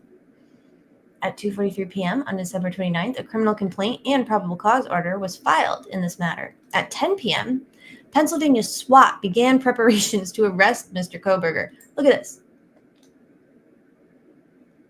Was there any reason that they filed it at a little before 3 o'clock?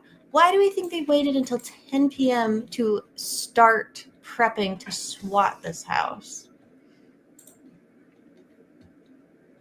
Despite weeks of, oh, here she goes. She's about to clap, y'all. Despite weeks of constant FBI surveillance, Pennsylvania law enforcement did their own surveillance starting at 11:15 p.m. And despite the fact that weeks of constant FBI surveillance showed that Mr. Kohberger was unarmed and tended to go for runs around his parents' neighborhood, police decided that in the dead of night within his parents' home was the best way to make their arrest. They literally, like, took a... Maybe I'm being dramatic. I'm pretty sure they did a fucking, like, battering ram to his front door in the middle of the night, right? They, like, just busted the door down. No knock. Like, that's so unnecessary and, like, so fucking dangerous. Like, why? I feel like it's way more dangerous at night to SWAT a house full of people when you could just arrest him while he's out running. They know that he runs every day during the day. Okay, I'm back just in time. Hi, DB. This is hello. This is one of the topics I really wanted to talk about because there was pics of it smashed in. Are you talking about the door? Yeah, I'm gonna find him. My dad would be pissed. Yeah, dude. You would have like an overbearing father to Jessica. Oh my god, he'd be fucking cursing, shaking his fist. They ran over my mums. Yes, I do have face tattoos. Because they surveilled BK to his parents. And then they had to test the trash. Because they didn't have a warrant to get BK's DNA directly at that point. Yeah, Ariel, check this out though. Why wouldn't they just get his DNA? Why the fuck did they get his dad's DNA? Now, this might sound like a nonsense question to you at first, but really think about that. Couldn't they just get his? Hi, Crypto. What's up, Crypto Taxwire Legend? Yeah, why All wouldn't time. they? Yeah, DB, it does seem like it. Why didn't they just get his? Well, they say that he wasn't putting his in their trash, right? He was bagging his DNA. Yeah, they said he was wearing gloves and shit. You know, he was bagging his own things and putting them in the trash. Okay, because they already had his DNA from IGG. How? How did they have his DNA from the IGG? Right.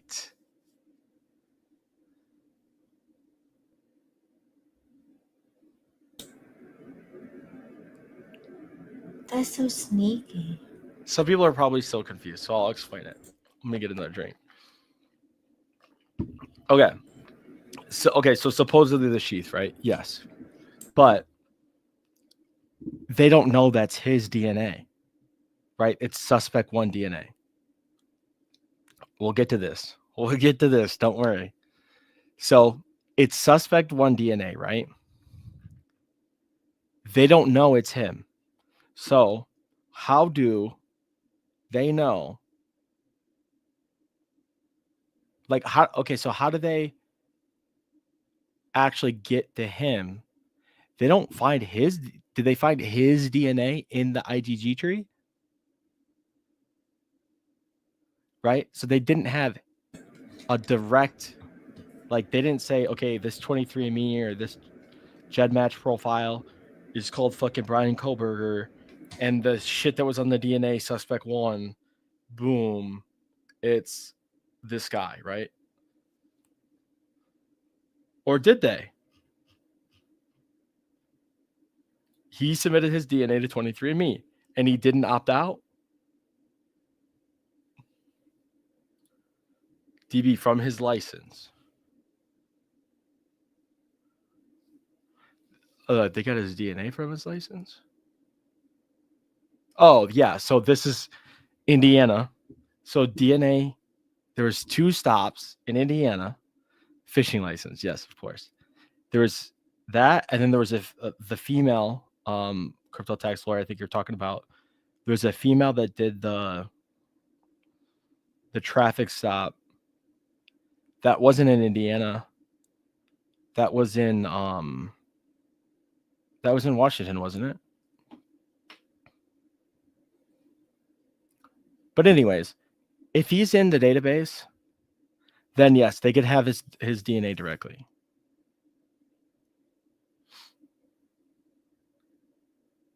Yeah, that's why they had Vargas to testify. Yeah, and what happened to her? Like, Jesus Christ. So somebody went and testified basically at a hearing that there was ways that these IgG providers were getting around the FBI, specifically the FBI, and CC Moore. I don't know if Vargas testified to that, but there's a lot of issues with some of the people that are well known in that industry. FBI showed up at her house and was like, fuck you doing telling people about us. That's wild, dude. Okay. So if they knew he was bagging his own trash, why didn't they just go get his trash? Huh? If they knew he was putting his own trash in its own bag and sneaking it and putting it in somebody else's trash, wouldn't they just go get it? Why would they need to get his dad's DNA? Now, I did see somebody earlier say that BK is an Odinist, and I completely agree. And it's totally fine. You could be an Odinist. So, here's a question for you. Hypothetically,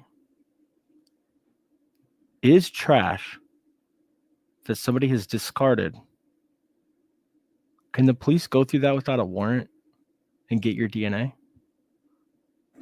Kinda. Because it's discarded, right? Your trash is on a public easement. I mean, I don't know why. I just know that Supreme Courts have said that they can, mostly. Okay. DB telling the truth. Prosecutor Bill Thompson admitted in court he sent the FBI to talk to her. Interesting, Bill Thompson. You're a piece of shit. The feds got the ISP to pull him over, but they fucked it up, and they did it twice. Exactly. I agree, Luke. You can go and get into people's shit. Okay. So let's see. You guys are very smart. I asked, can the police go through your trash and get your DNA? No. Yes. Yes. Yes. Yes. Yes. Depends. Yes. Yes. If it's not on the property, yes. Trash is public. Trash is public. Is it? Is trash public if it's a public garbage handling service? What if it's a private company that does it for the government? Now, if it's been discarded, right? The trash is publicly available. This is Joe Schmo. Trash is publicly available in a public right of way. Oh. If it's still on private property, it's a gray area. But how can they prove the DNA they get from the neighbor's trash can is BK's? Now, let me ask you this, guys. You're saying the trash is public, right? What if it was a gated community? Huh? What if it was a gated community in an HOA with a private road? Huh. Does it at least give you pause? Does it make you go, wait? I mean, I guess it could still be public. The city owns the street. Okay, not public, but it's still public for police. Is it? Because what if the police got there under false pretenses? Or let's just say the security let them in. Let's say it wasn't under false pretenses. Did you hear what I was asking, Ange? Okay. I missed it. So remember I asked people if it's okay for police to get trash, right? And it generally is, you know. Some people probably have some states where they've said that it has to be you know, actually in the street on the street sidewalk. So let me ask you, Ange. You could agree with that, right? It's probably public, right? If they discarded it, you know. Do I agree that it should be? No, but do I agree that that's generally the law? Yeah. Okay, so what if they lived in an HOA and it was a private road owned by the HOA, a private sidewalk, and a private trash company, and it was a gated community? Yeah, I don't like that one as much.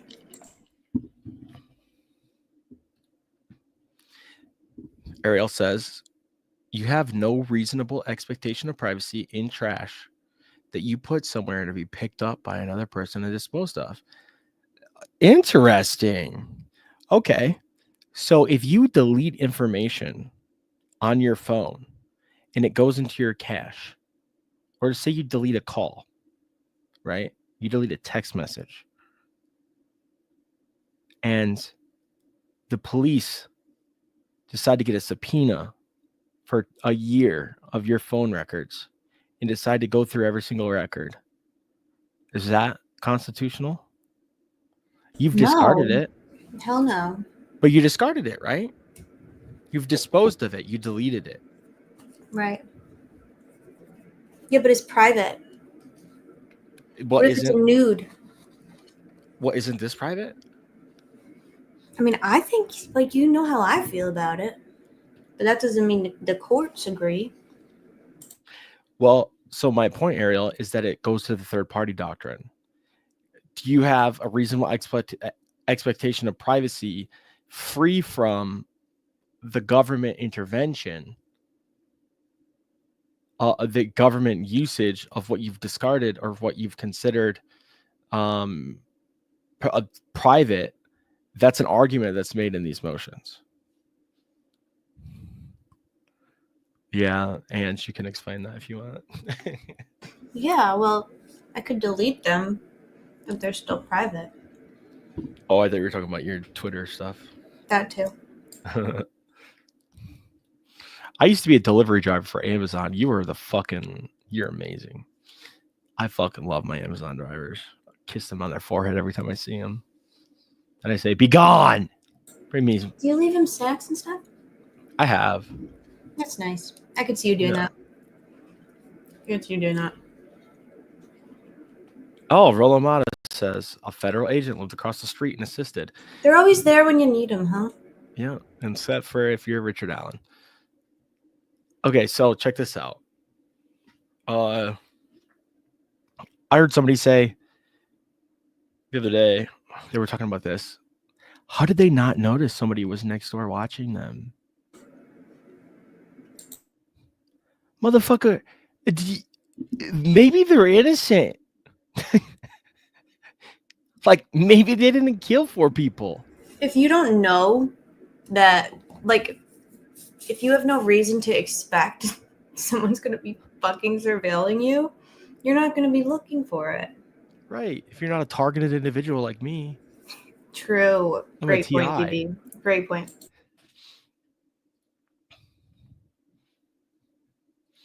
If you have a biological lock on your phone and law enforcement has a warrant for your phone, can they force you to put your phone, thumb, or face on the phone to You'll unlock have it? to kill me first. So I think there's been a motion to compel a handwriting sample in the Todd Click case. And did you see that? And when I was looking up the case law about that in Indiana, I seen something about this too. And I also seen something when I was researching the failed phone unlock attempts, digital forensics, to see if, yeah. Prints and face are police accessible.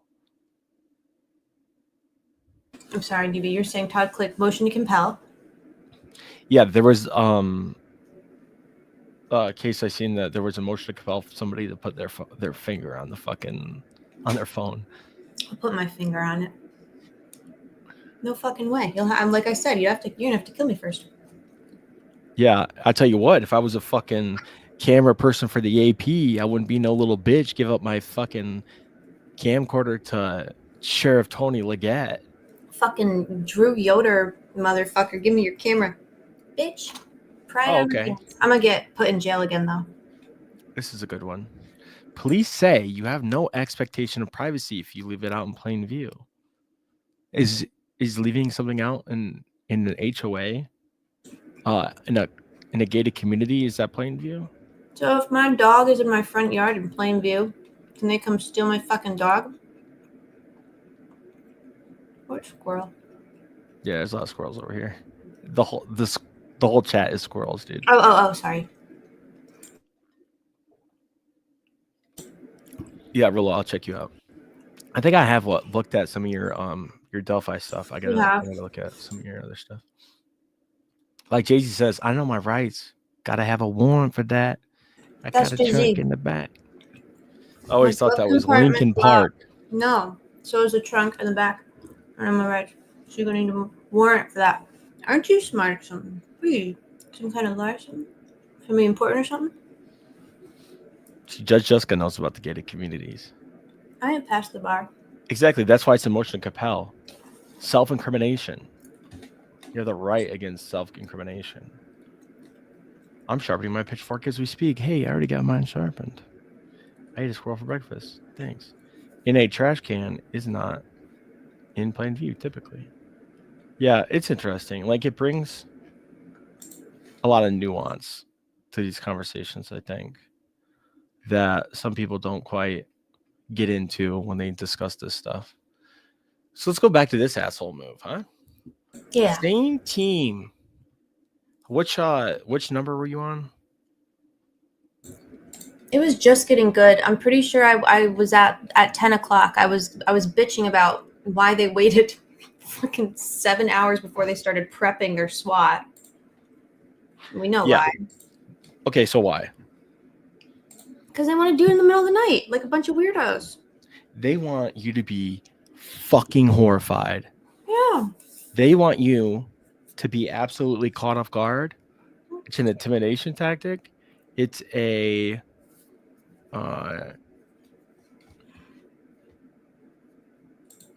manipulative tool they use to get your heart rate up. They want to get you flustered, right? Oh, like what? Issuing a warrantless bing bong at 4 o'clock and waiting till 11 o'clock to do the knock. Exactly. Rude as fuck. It's very unkind. Yeah, it's very, very, very, very intentional.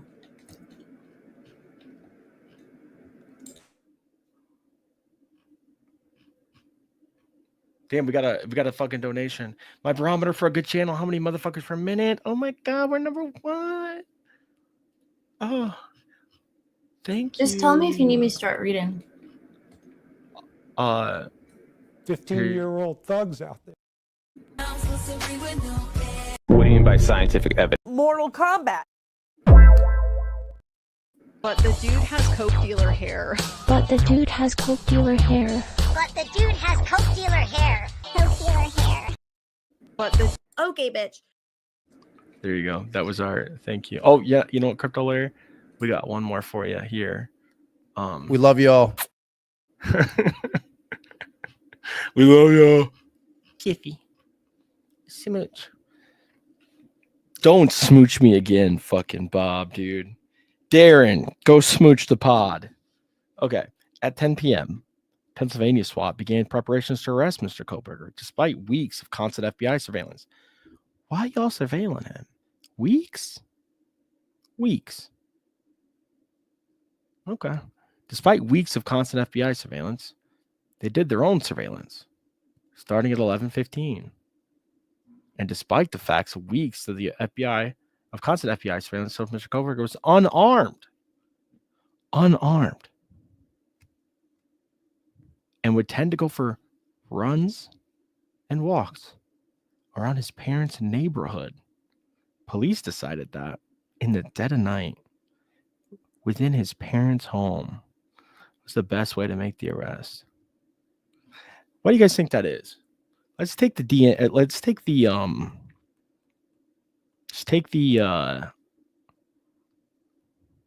coerciveness of this out, because this is a coercive tactic. It's overwhelming force, right? They got the jump out boys. They're coming in your house. They didn't knock. They didn't announce.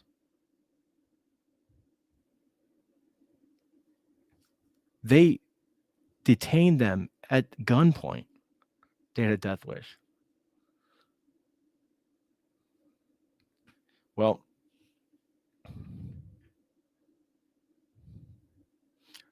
I actually forget now if it says it in this, but I'll just tell you guys. That warrant that they had for the home, it was an arrest warrant. Yeah. Shocking. Dude, which, like, Richard Allen, he just let them in his house during the warrant. You know what I mean? Like, they didn't need this. This is actually very fucking dangerous, too, by the way. You're versus him on a jog or a walk, and the FBI said he was unarmed. They could see that he's unarmed. You know, when you're in workout gear, even if you're even in the winter, like, they can see if you're printing, if you're going for a run in light sweats, track pants, you know, and a hoodie. And if it's light enough, they can tell you don't have a gun. You know? YouTube is StreamYard is blocking my comments because they don't want me saying the word killed. But I was just saying it's a really good way to get somebody hurt or killed for no fucking reason. Yeah. Like, no fuck. It's so outrageously unnecessary in every... it's not like Osama bin Laden or like El Chapo. Like, this is a very meek, mild fucking family. You don't need to be doing that. It's very fucking obnoxious. And by all accounts, absolutely uninvolved. Absolutely no criminal history of either parent. It's in a gated community. Sorry. Wouldn't they be able to look up if they had, like, weapons? I mean, Pennsylvania. Yeah. You'd be able to know if they had, like, weapons. They knew that they had weapons. It's so stupid. And the most dangerous thing is, in these things, is just not being able to communicate with somebody and making sure they're hearing your commands. Doing it in the middle of the night, like, increases that greatly. And, you know, if you're just like, you guys, I'm sure a lot of people have seen the Rex Heuermann arrest footage. It's fucking great. Like, he's walking down the street. They know he's at work. Everything about that arrest and that case, I feel like they did a lot of shit right this go around with it. Yeah. So they have two agents pop out in front of him. People are behind him, and it's just swift. They announce themselves immediately, Mirandize them. It's very fucking clear what's going on. There's fucking they're in Midtown Manhattan. There's literally surveillance cameras on every fucking storefront. Nothing under the cover of darkness, or like, they're not trying to do it in secret. Yeah, so also, like, the parents are not involved, right? Clearly. But also, like, dude, you scarred them for life. That was probably, it's bad enough that they're going to a situation with their son, but you literally fucking used a battering ram on their front door. Yeah, I was about to share the Daily Mail article with all the pictures of the dad vacuuming, but I figured we have enough trauma this week. Yeah, we've been through it. It's fucked up, though. We got to address the poll. What's going on with the poll? Let me look.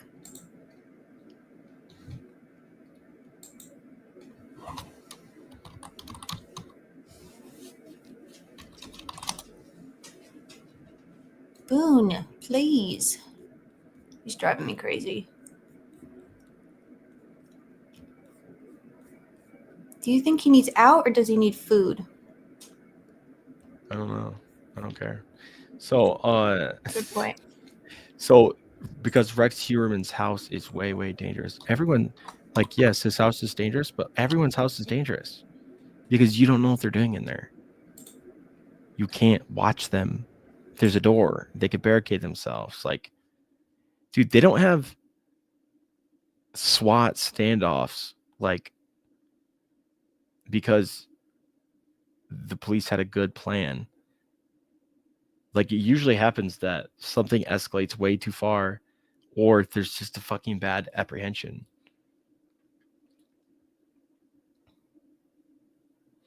Bro, DB, take it back. What'd I say? Oh, about Boone. I don't care. I'm doing your mom. Nice. Hundreds of registered guns. Yeah, hundreds and hundreds. But, like, they knew he had a firearm because he had police officer's license.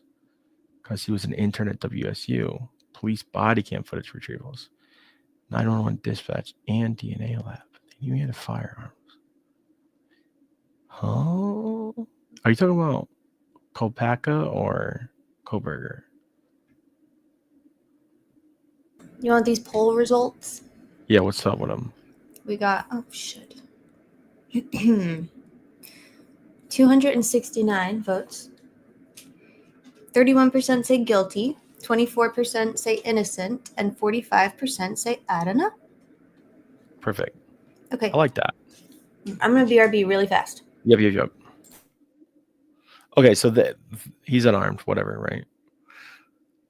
Held the entire family at gunpoint. They seized Mr. KOHBERGER. KOHBERGER made statements to his arresting officers. He was transported to a police station in Stroudsburg.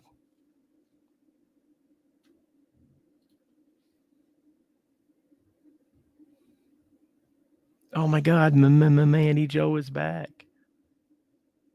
The true reason Ellie framed Bryan KOHBERGER. Dude, Rex is weird, bro. But I also don't get behind all the perverted shit people say about him. No body cam in PA, yeah, we'll get there. Rolamata. What did you say the true reason was? I saw his dad sweeping. So wrong. It was all for show. And people think our law enforcement or government doesn't waste money on unnecessary fiascos for their own agenda. Yeah.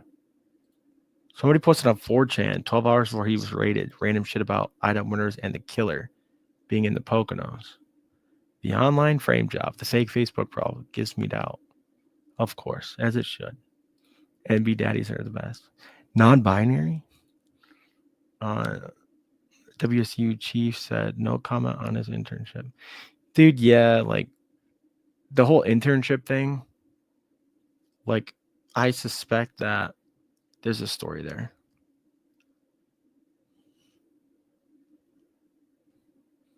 I suspect that it's innocuous, but we'll see.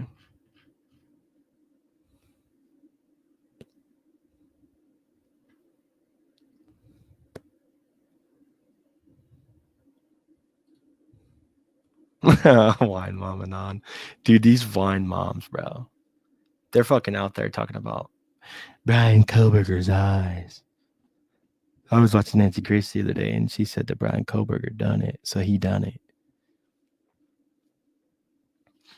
Okay. Entire family at gunpoint. Hey, don't do that. At the station, Mr. KOHBERGER was processed. Dude, also, I read Howard Bloom's book, which I have, by the way, if you guys want it. I'll just give it to you. I had the PDF of it.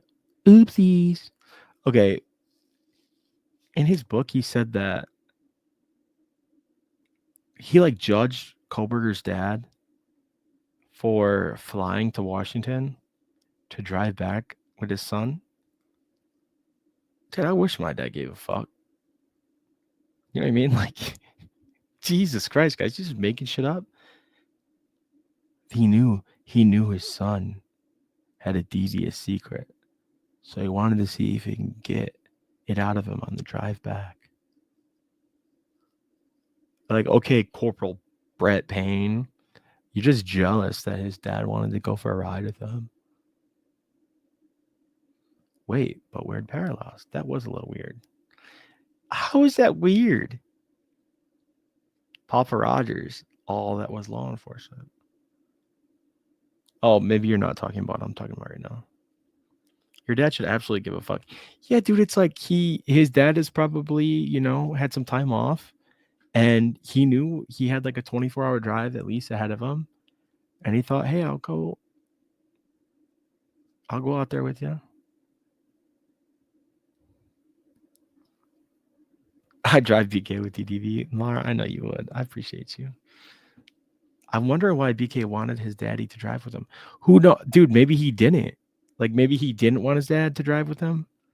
For me, I like listening to, you know, true crime YouTube about a very specific case in Indiana. So, you know, there would be times where if I really wanted to zone out and disassociate, maybe I don't want somebody that loves me and cares about me having to listen to my very specific interests too.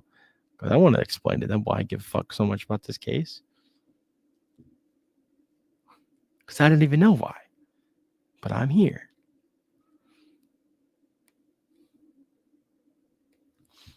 Yeah, Kel, that's what I'm saying. Maybe him and his dad just get along. Yeah, I don't think it's that big of a deal. Taking turns, long enough drive, bonding time. Yeah. We're happy to have you, DB. I'm happy to be had, you know. Kohlberger made statements to his interrogators. Now, we haven't heard about these before, right? Or have we?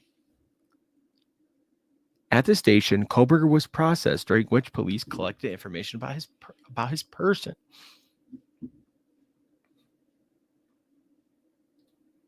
Oh, you think so? He argued relentlessly with the copper, like with the copper that arrested him. I could see that. Like, what the fuck are you guys doing? No, that's new info. Okay, so is it new info as in that it's official? Yeah, Kat, that's what I'm saying. That's what I think this is. Yeah. Did they arrest anyone else?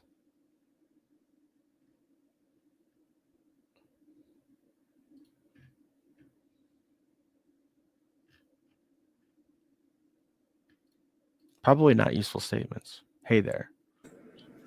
Your reading is so good, DB. No, it's not. No, it really is. Oh, this is a good question. Did BK talk with law enforcement getting a lawyer? Well, did he know he had the right to one? Did he know he had the right to a lawyer? Probably knew, right? But the requirement is that you inform somebody that they have the right to a lawyer. It sounds like Ricky made statements. Fucking free Ricky, dog.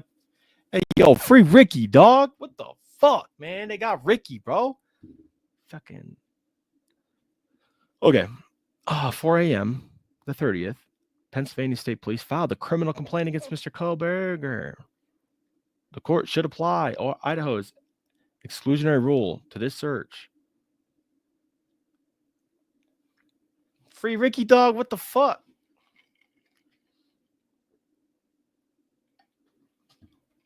Shit burns me up, dude. I wake up in the middle of the night and I'm like, motherfucker, dude. Dude, Sam.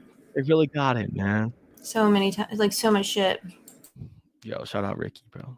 The first question is, court must determine whether or not there was a conflict of interest or conflict of laws, whether Idaho law or Pennsylvania law controls the validity of the search warrant. Luke, go ahead. Luke, tell us. Luke, break it down in the chat. Unlike the issues of the arrest warrant, cases involving multi-state investigations have produced far less case law. Right. Because usually cases involving interstate commerce or the traveling of vehicles interstate. Well, I think the issue is that the criminal activity was done in one state and the criminal activity wasn't done in another state. It's under an MLAT agreement.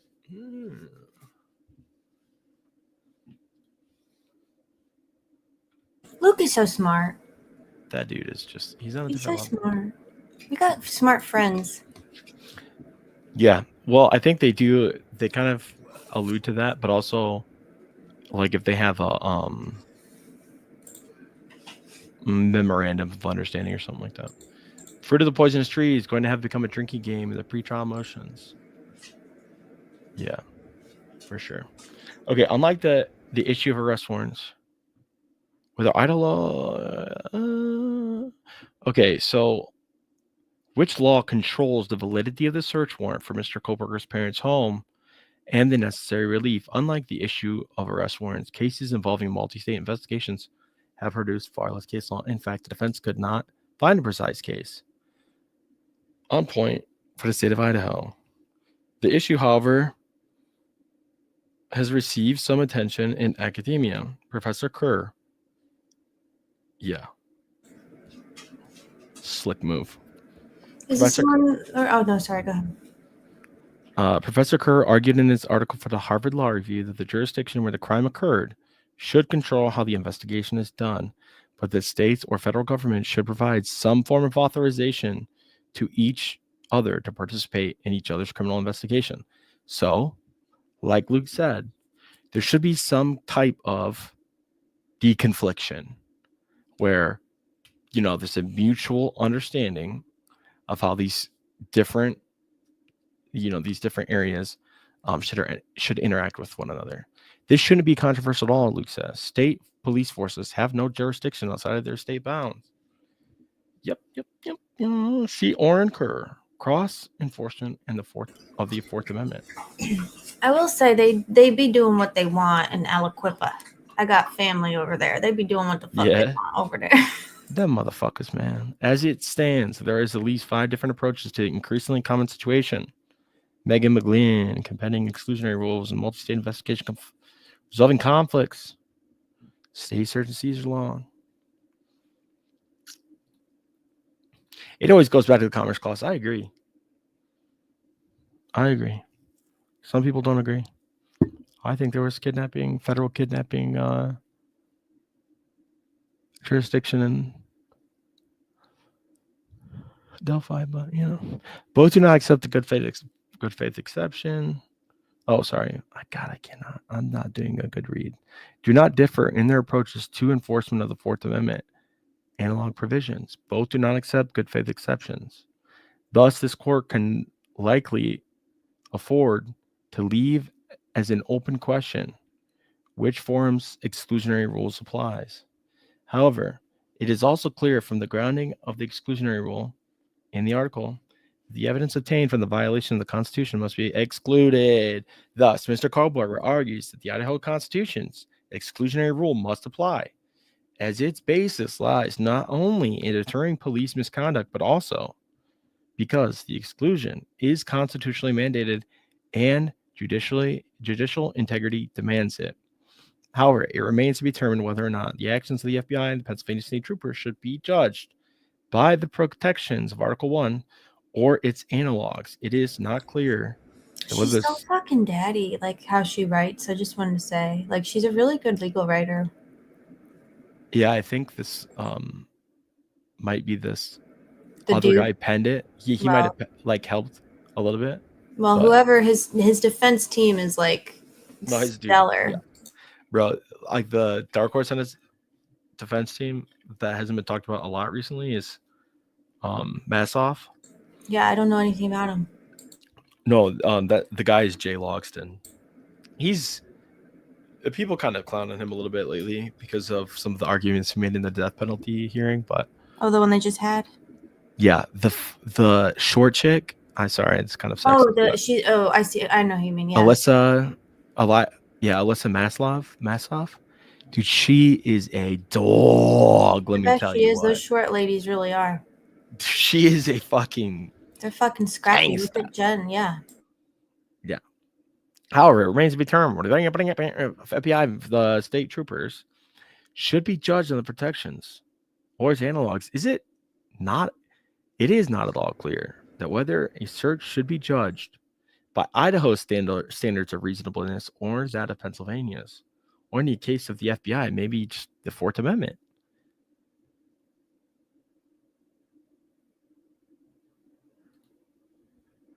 Yeah, I agree. It was a little much, but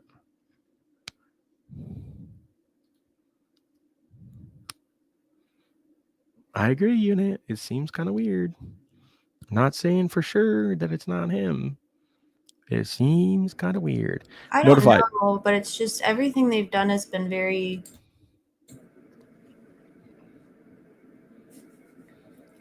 Yeah, I have a question, but I'll wait till we're done.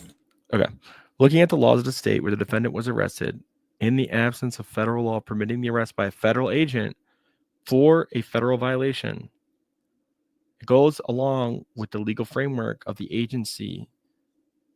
Check out reinstatement third of agency. In this matter, Idaho authorities requested assistance from the FBI and the Pennsylvania State Police. Mr. Kohlberger was not under investigation for violating a law in Pennsylvania or a federal law. And he wasn't indicted by a federal grand jury.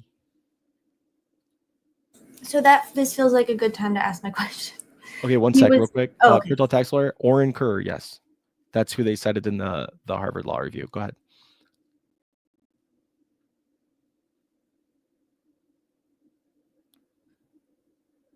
So the federal grand jury chose not to indict him. We don't know. Okay. Okay. To explain it, we don't know that they tried to indict him. Okay. We know there was a federal grand jury. Okay. But sometimes there's investigative grand juries that. Right. Yeah. So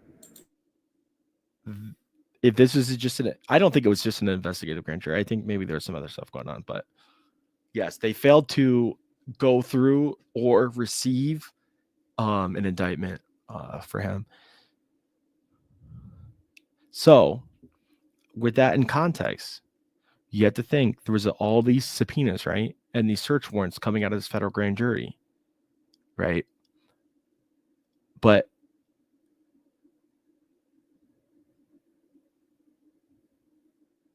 the federal grand jury chose not to indict him. The local one did.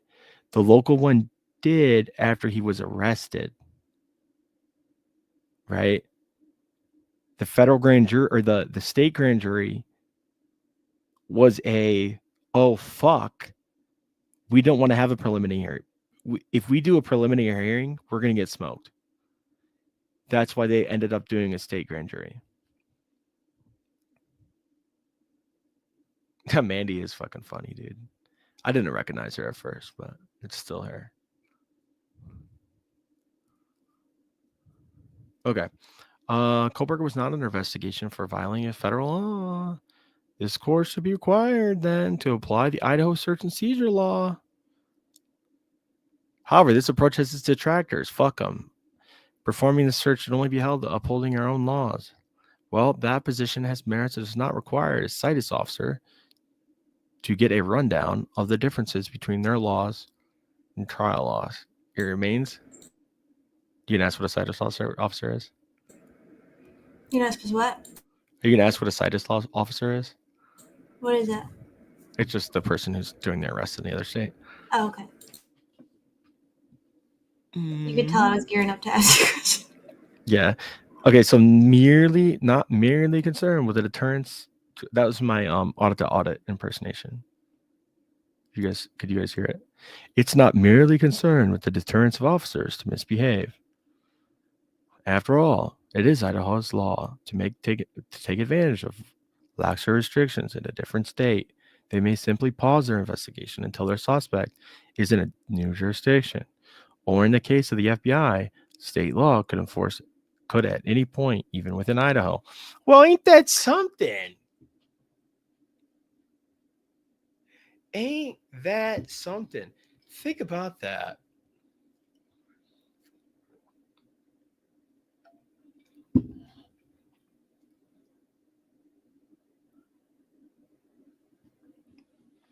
You thought it was audit to audit? Thank you.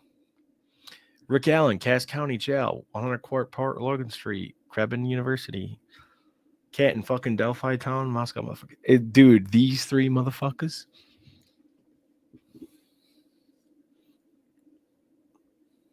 Fuck them three motherfuckers, man. Y'all write Ricky, bro. All y'all write Ricky right now. Write my dude. Fucking tell him we said what's up. Send him some fucking money for some zooms and whams and some fucking honey buns. After all, Did they wait until he left to go to a different state, you think? Why would they do that, DB? Well, it seems as though Pennsylvania might have some less. When's the jail wedding? Real soon. Real soon. It's going to be a lot easier now, you know?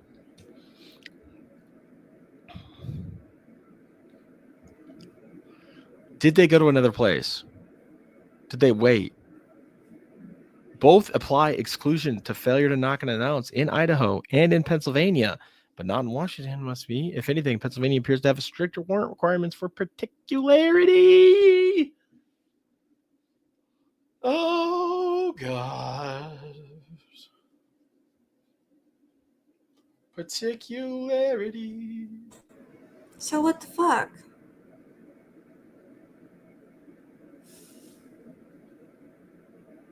Why would they do that then? So they fucked up. Well, maybe she's giving them a trap. Yeah. She says, pick A, B, or C. They're all wrong answers. I'll A, B, or explain C, why. you're fucked either way. Yeah.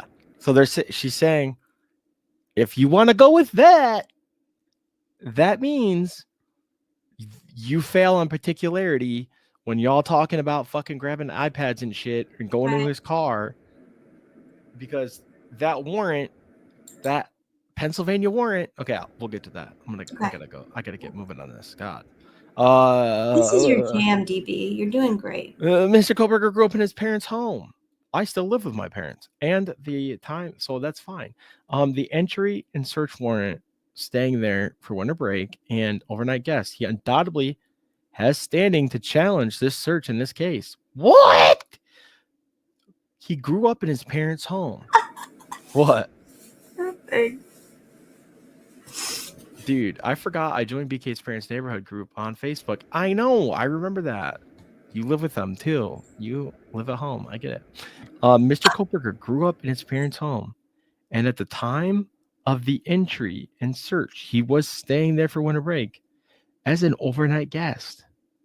He undoubtedly has standing to challenge the search in this case, right? Because one of the arguments could be, well, how could he challenge the search? He doesn't fucking live there. It's not his home to challenge the search of. It's not his residence. Correct. But he had an occasion to do a visit. He had the occasion, in particular, to do a visit. Yeah, moreover, Court and Olson, excuse me. Moreover, the court. Excuse me. That guest has the host, the ultimate. Yeah, whatever the fuck, guys, you get it. I just explained it. If an untrammeled power to admit and exclude was central to Fourth Amendment protection, adult daughter temporarily living in the home of her parents would have no legitimate expectation of privacy because her right to admit or exclude would be subject to her parents' veto. AKA, you're a trad wife. Your husband can make decisions for you because his name is on the deed of the home. Right.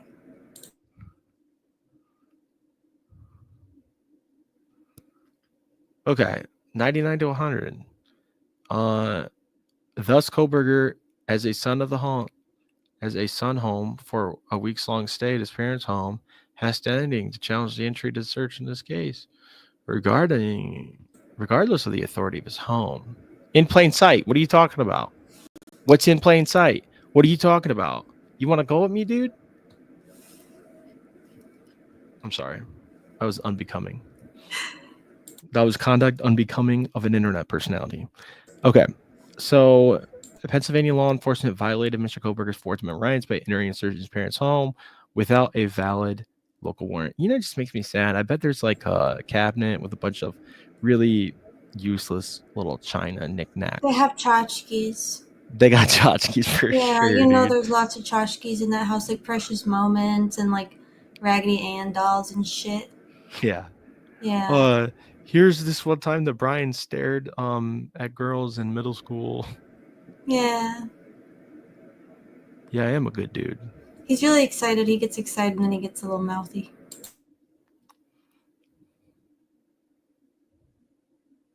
I love that DB said unbecoming. I've had people argue with me saying you can't use it like that. And I mean, let me tell you something. I don't know what they call that stuff, but that little like caramel, man. You just stop playing. I mean, if they give me one right now, tear it up live. Hell yeah, dude. I keep messing up your thing. Okay. Now you know how I feel. Pennsylvania courts require a warrant for a particular residence to go after a person. A person. Now remember, we were reading this earlier. They said that it was for the residence, right? But the residence that houses a person, they have an arrest warrant for the person and a search warrant for that person's persons. Right. Not the whole fucking house. Right. So why did they do it in the middle of the night, guys? Did we get to the part about the... No, we didn't. Okay. No body The cam. need? What? No body cam. Of course. Right. Pennsylvania courts require a warrant, particular residence, that the need for a warrant for a fugitive from another state is codified here. Without a governor's warrant, an officer can get a judicial warrant to permit entry into a home. Without either type of warrant, officer lacks this authority. The understanding also comports with Peyton v. New York. Don't know what that means, but it's a case and it sounds important. An arrest could not have given the police in Pennsylvania authority to enter the home. Right. Therefore, the state's warrants have no extraterritorial effect. Luke already said it. The use of an out-of-state warrant, ipso facto. That's the fucking phrase I love, dude. Ipso facto. Ipso facto. A warrantless entry. Ipso facto, it's a warrantless entry because you had a warrant, right? But why is it a warrantless entry then? Because it wasn't a valid warrant. What's an ipso facto? I don't know what the fuck it means. Like, I couldn't give you the actual definition, but I could tell you that I love that phrase, and I think it means like if this then that. But I don't know like the actual definition. Luke, hit it, dude. Tell us to death. Quantum brain, this person I just flipped out on 2 seconds ago, that I'm going to act like I don't have a problem with. Does anyone know who for? Yes, I saw the body cam. Night of the Unlivings. Therefore, very good. Prima facie. Oh, I know what that means. One must make an argument on the face of the evidence. Ipso facto is a cocktail. Dude, that's cool. By the fact itself. Okay. Oh, thank you, everybody. Excellent. As noted above, Idaho's law should apply to the entry in this case. However, Pennsylvania, like Idaho, it's like Ohio and Idaho together. Prima nocte. This is AV, motherfucker. Oh, I love Jessica, dude. She's so fucking funny, dude. It's unreal. Fucking pisses me off, man. She's like the best. I'm over here with memes and videos and shit, and I look in chat, and it's like literally 6 words. She fucking and it's just like kills me. Clean, dude. Everyone in here, y'all are just like, they're just like on top of it, man. They're fat. It's improv rules. Yeah, she's a gem. Similarly, it insists upon suppression where the knock and announce rule has not been complied with. Absent an exigent circumstance. What's the exigent circumstance here? There was a fucking crime committed like literally a whole country away. We need to get him. There was literally a fucking Louisiana purchase in between these two and a manifest destiny, dude. You got a whole Mason-Dixon between you. You got the Grand Canyon separating you. What are you doing? The Pennsylvania Supreme Court has only found 4 exigent circumstances. The occupants remain silent after repeated knocking and announcing. Well, okay, then it's not a knockless. Okay, then it doesn't fucking. Then it's not no knock. Okay. But I get what you're saying. Very astute of you, fucking Indiana or Pennsylvania Supreme Court. The police are virtually certain that they're fucking idiots. That the occupants of the premises already know their purpose. So they're fugitives or hostage, yeah. Right. Or they're just like playing hideaway. Yeah. Or they're barricaded. Right? Sure. Because if they were outside, they couldn't be barricaded. Right. The police have reason to believe that an announcement prior would imperil their safety. Well, police, an acorn could fall on the top of your cruiser and it's life-threatening. So stupid. Parents held hostage. Yeah, that makes sense. With a K-bar. What if they said the evidence is about to be destroyed because he kept throwing things away in little baggies? That they knew where it was. Right. He keeps throwing things out in his neighbor's trash can. Okay, but you're watching him do it, yes? So you can. They said he was putting in little bags too. Like, what, he's preserving the evidence more? Do the bags contain bleach? Like, does he not have DNA on his body anymore? Like, how do you fucking know what he's doing? Like, y'all are weird. Cops are fucking weird. Okay, number 4. The police have reason to believe that evidence is about to be destroyed. 11. Even though exigencies are enumerated with the conjunctive and courts have held. I feel like I'm talking to Luke. You know what I mean? DMs with Luke. It's just, he's very litigious in the DMs with his. He's like, okay, explain this. Okay, explain this to me, DB. You fucking idiot. Fucking asshole. That was really good, DB. Any one of the instances justified non-compliance. They're better than fucking phenonized DMs. It's literally just capital BRO and then him, BRO, and then like a sleuth intuition clip.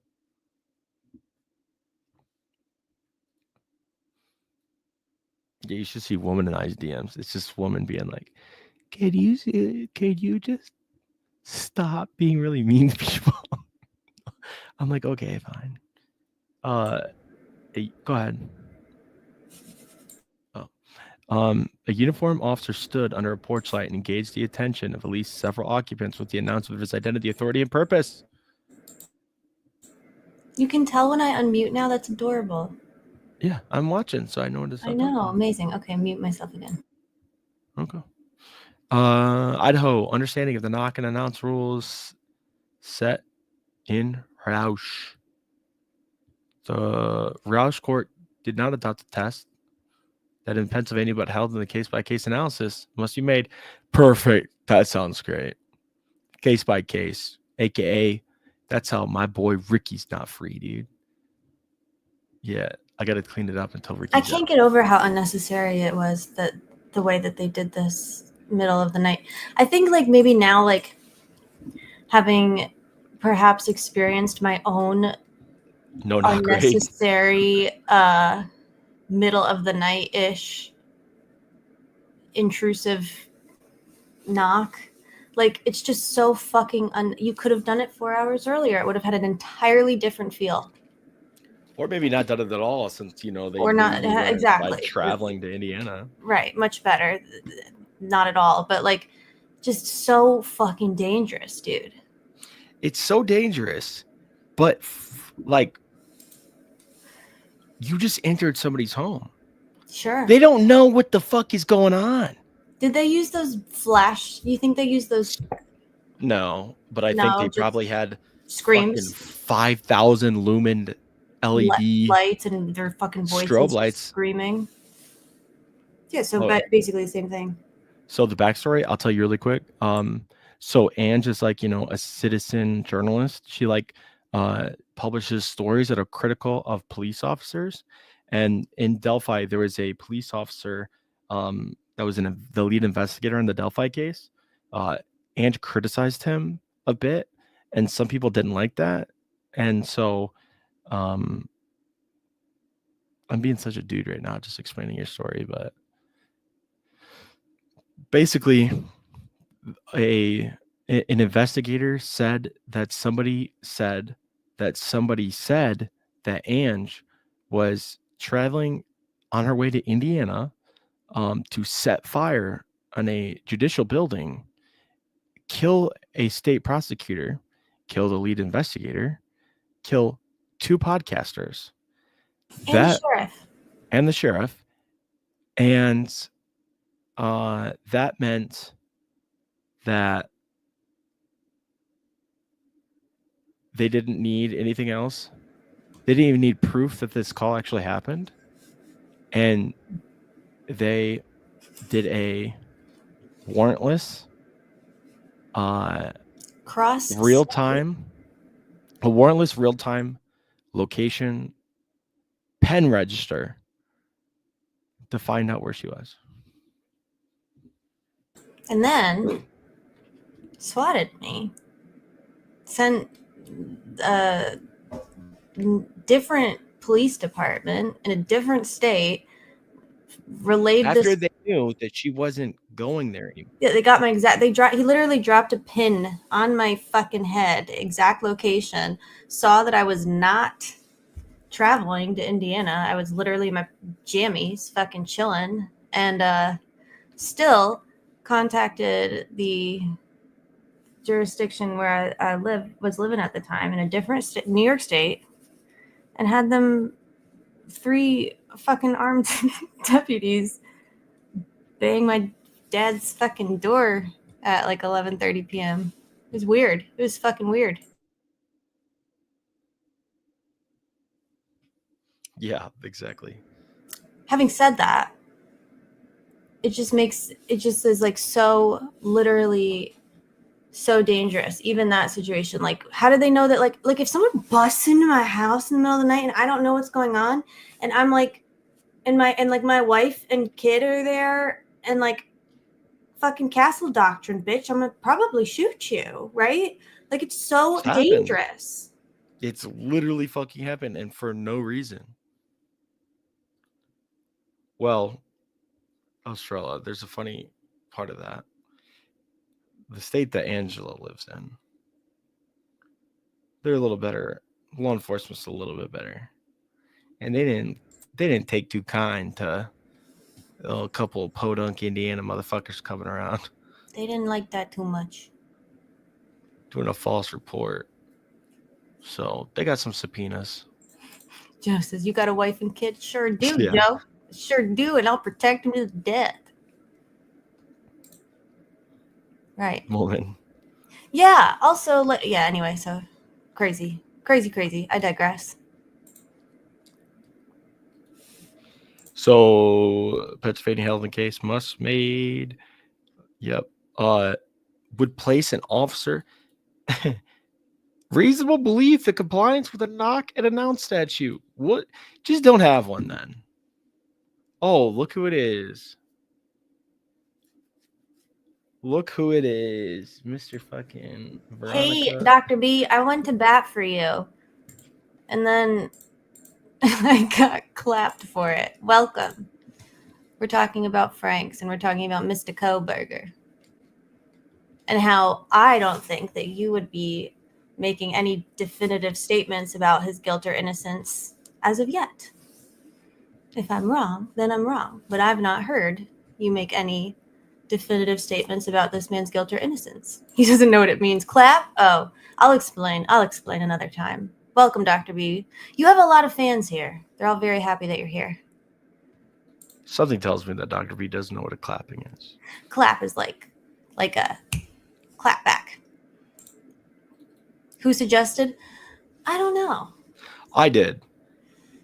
I You thought perhaps that he believed he was definitely guilty. Well, I just thought maybe saying that, it was interesting that he was at Wawawe Park because there was a murder, a body was placed there allegedly by a serial killer that I guess he looked up to. I don't know. There's just been a comment about that. So Another good-looking tall man, perhaps. Well, some would say his eyes are quite evil. Was Mr. Bundy tall? I think he gets attributed to being tall, but I think he was actually a little bit short. I think he was like 5'10". So like your height? Not 5'10". That's fiend's height. He's Oh. 6 foot, it says. But this is pre-Tinder, so maybe he actually was 6 foot. True. I know you said that, but the things you say, people don't say that you said that once they attribute it to somebody. They get things say, wrong. I was watching this forensic psychologist the other day, and he had explained that They said this if is the Dr. same B pat. says he's guilty, then he's Right. definitely guilty. Well, And no. They say whoa. they don't say Dr. B several times said that he wasn't making a determination whether or not he was guilty. You know what I mean? They just say, yo, dude, a profiler said that he was XYZ. That's really interesting. So anyways, thanks for coming, Dr. B. I'm sorry. I'm glad you're here, Dr. B. My bad. Proceed, So in this sir. case, there is and can be a showing of exigencies. No showing of exigencies. Right, because there fucking wasn't any. Mr. Kohlberger had been surveyed by the FBI for weeks. At no point during his surveillance did he seem to have any weapons. There was no reason to take him inside the house. The surveillance undoubtedly was aware of his daily runs. And if he had a full-size weapon on his waist and he was jogging, you could tell. The FBI certainly could tell. How long were they surveilling him, DB? Weeks. The FBI for weeks? Weeks. Interesting. And allegedly, right, he was bagging DNA and putting it in somebody else's trash can, but they didn't gather that for the IGG, right? They gathered his father's discarded belongings to be able to do the IGG. I gotcha. Okay, so I don't think he said that, Romana, but I'll have to look into that. In this case, there is and can be no showing. Okay, I said that at this point. Surveillance did not see any weapons. Sorry. The evidence the police saw was simply not the kind that giving him a chance to exit residence would have imperiled. Of course. Right. How about this? Knock, knock, knock. Mr. Kohlberger, step outside, son.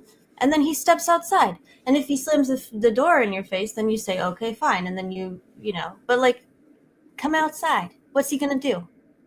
Not come outside? Right. They're so dramatic. Right. And like, he's in there. So whatever. Right. So this is going to come into play too. But if the FBI had him under surveillance the whole time, right? Is it possible that they didn't actually need a fucking pen register then? Because if they said they didn't know where he was and they applied for an intelligence tool to track his real-time location, what were they doing with it? Why did they have a mobile cell site analysis tool that was basically a mobile cell tower? Yeah. To track his real-time location through CSLI reports. Is that what a pen register is? What? It's like a real-time location data? Yes. Okay. Yes. It's so when people go missing, it's a tool that they can get their real-time ping location and their ping area, and there's very specific circumstances where it's allowed to be used, and it's usually used in interstate terrorism cases, potential interstate missing person cases, usually a minor where there's a kidnapping. Yeah. And I thought DB was talking about a stingray. No. So what they were using probably, yeah. So a stingray, what it does is it intercepts your phone signal and it kills it, right? But what a cell site simulator does is it simulates a cell phone tower, right? And they can travel with it. So it'll come out eventually, but you'll see in some of these filings they suggest it. But what they did with that pen register was active is they used that cell tower to hit the pen register signal. And they did the drive test. The $1 million vehicle. Exactly. That's how it's described. It is a very expensive vehicle that the FBI uses that they lent to ISP. So like, oh God, this is what I'm talking about, Rolo. The interview room live, laughing Gary also said Huawei was where Ted Bundy dumped the body. And that's where Bryan went there.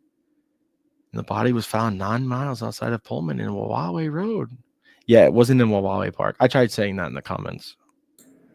Well, Huawei in Washington? Yes, it's the whole thing, dude. Oh, okay. You wouldn't believe the fucking people that ended up saying that They he was like out there. Misinfo? No, they repeated the misinfo. Right. Like, and just kept saying that he was like, he worshipped Ted Bundy or some shit because of Kathleen Ramsland. Poor Dr. Ramsland. I know. I like Dr. Ramsland. I feel bad about that. She likes him. She didn't ask for this shit. She literally said that he was a nice kid. God. Okay, so let's get back to this. Court of Appeals held that an officer knocking and announcing and then breaking the door 2 seconds later was done without exigency. Right. It's the same thing. What I said was that this was an interesting idea, but I felt it probably had no meaning. Is that what you said? Is it? Are you sure? There is a difference between what, if anything, the officers could claim required. Oh, God.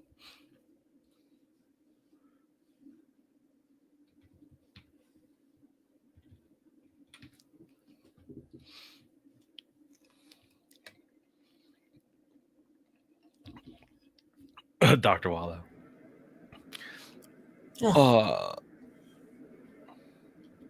Dr. Walla. Dr. Walla Holla.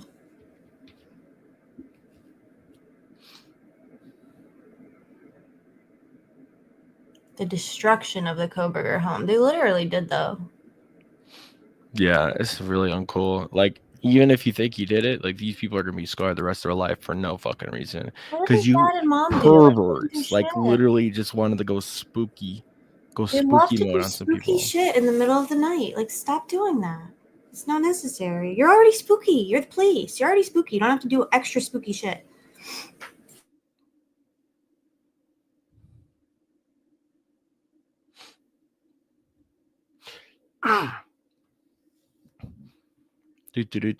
Stop doing fucking warrantless entry. Baba Wall. That's funny. Monica read it while I lost her doctor title in my eyes. Free Ricky. Free Ricky. The court found exigent circumstances where the defendant had a history of violence. Yep. Not this guy. In comparison, Mr. KOHBERGER, no criminal history. People say it was fucking dad turned to be fucking stealing a phone. No reputation for violence or even being a gun aficionado. It makes no sense police officers willing to announce. It makes no sense that police were willing to announce themselves in Kitchener and not him. It's like shit with Richard Allen too, Rick Allen, where they're like, well, I am not even going to go there. Sorry.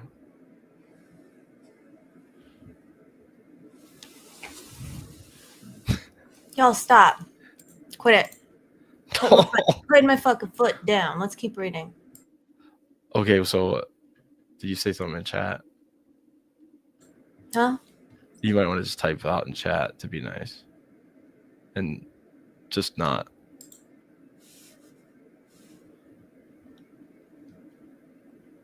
No calling people out, guys. Or like, we get it. It's been like 10 minutes. We got it. Like, we got it. Thank you. Okay, so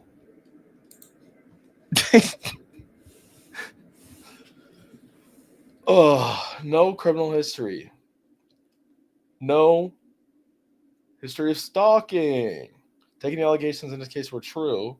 Still no explanation why a small army was required to capture Mr. KOHBERGER, given the force police decided to use here. There was no reason whatsoever to break down the front door, shout out the basement sliding door, and point guns at the inhabitants. I like that. Inhabitants.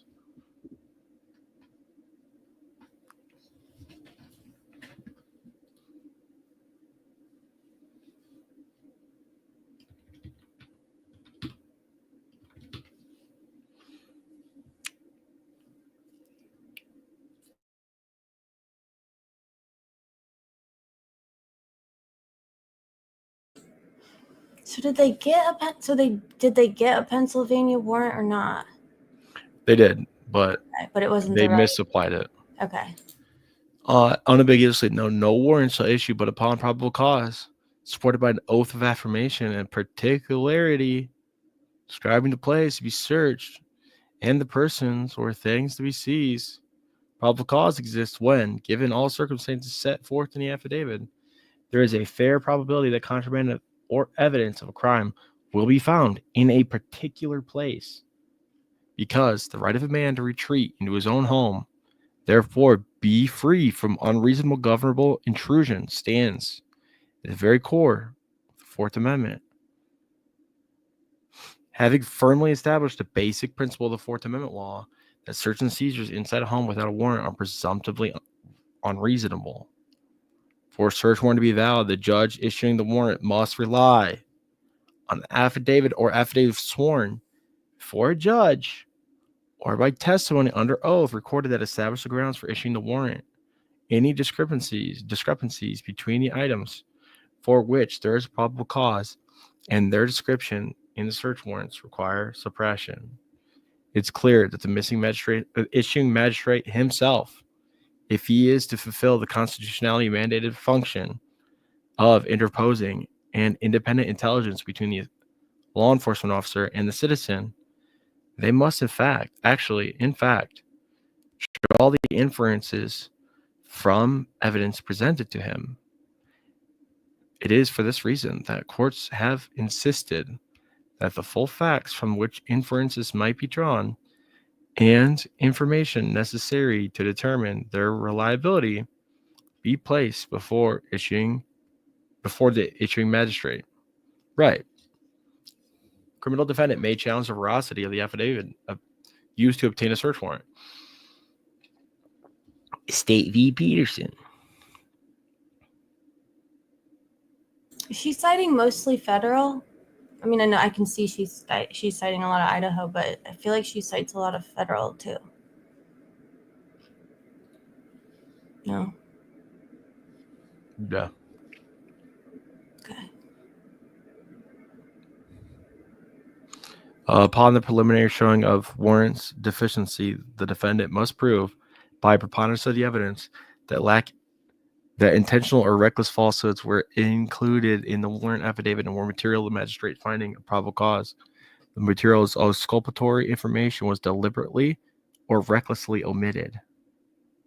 An omission of exculpatory facts is material only if there is substantial probability that had the omitted information been presented, it would have altered the magistrate's determination of probable cause. Whether an omission was intentional or reckless might be inferred, in part, from the relative importance of the information and its exculpatory power. In this case, law enforcement either intentionally or recklessly, but most likely intentionally, omitted the exculpatory evidence as to almost every facet of this affidavit for warrant. Thus, it will require suppression. The arguments proffered for the Franks hearing in support of this argument is filed in a separate motion adopted here. The affidavit in support of an issued warrant included information that must be excised. Because law enforcement unconstitutional use of investigative genetic genealogy, nothing in the warrant should remain. Not in violation of his constitutional rights. The result of the IGG. It is not the result of the IGG sped up the investigation. Instead, they focus on the investigation of KOHBERGER, a person whose only connection to the case was his mode of transportation and the shape of his eyebrows, two identifications of very little value, as previously argued. The The factual nexus between the illegality of the evidence. The state must show it would have been discovered anyways. And it would not have been, because it's not a fucking thing. It may have been discovered that he has bushy eyebrows. What the fuck's that got to do with the case, though? The state cannot make this showing. Without AGG, there is no case. No request for his cell phone records, no surveillance of his parents' home, no DNA taken from the garbage out front, because the IgG analysis is the origin of this matter. Everything in the affidavit should be excised. Information about the client's location taken from his phone must also be excised due to the being gathered from an invalid warrant.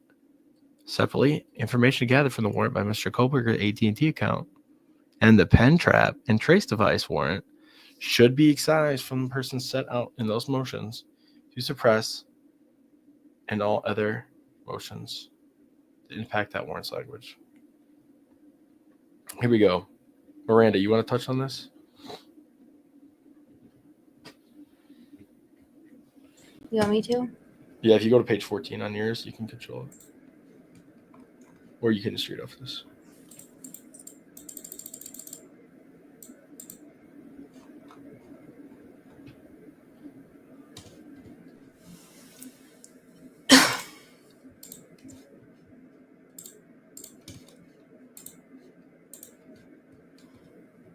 Any statements post-arrest of Mr. Kohlberger are fruit of the poisonous tree from an unlawful arrest. In addition, statements made as soon as he was placed in zip ties and held at gunpoint by many police officers without a Miranda warning should be suppressed. Seems reasonable. To protect the Fifth Amendment privilege against compulsory self-incrimination, police must inform individuals of their right to remain silent and their right to counsel, either retained or appointed, before undertaking custodial interrogation.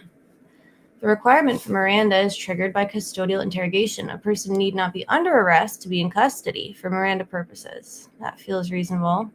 So if he's in zip ties, being driven away from his home, it's probably reasonable to assume that is a custodial situation, I would say. Custodial interrogation means questioning initiated by law enforcement officers after a person's been taken into custody or otherwise deprived of his freedom of action in any significant way. Interrogation includes not only express questioning, but also words or actions that the police should know are reasonably likely to elicit an incriminating response. Mr. Kohlberger was zip-tied. After a no-knock warrant was served, he was zip-tied at his hands and surrounded by police at gunpoint. Law enforcement did not Mirandize him immediately. Instead, they waited until after he was transported in a police car, handcuffed, with at least 2 officers in the car. One was seated next to him in the back seat. Defendant was in custody for purposes of Miranda when he was questioned while handcuffed and restricted to the area of the patrol car. A reasonable person in Mr. Kohlberger's position would have understood himself to be in custody. I would agree with that. 2 conversations took place before Mr. Kohlberger was Mirandized at the police station. It's clear from the police station video that detectives asked him if he had ever been Mirandized before and said they needed to go through the formality of Mirandizing him. He said no. Oh, this is interesting. No video or audio recording of the entry into the home and initial arrest has been produced. Video and audio begin with Mr. Kohlberger in the police car. That is so funny. Like, they said, oh, not a big deal. I mean, you're just in the police car. Like, you didn't have to remain silent yet. The door was shut and you couldn't get out, and you're being transported to jail. Right.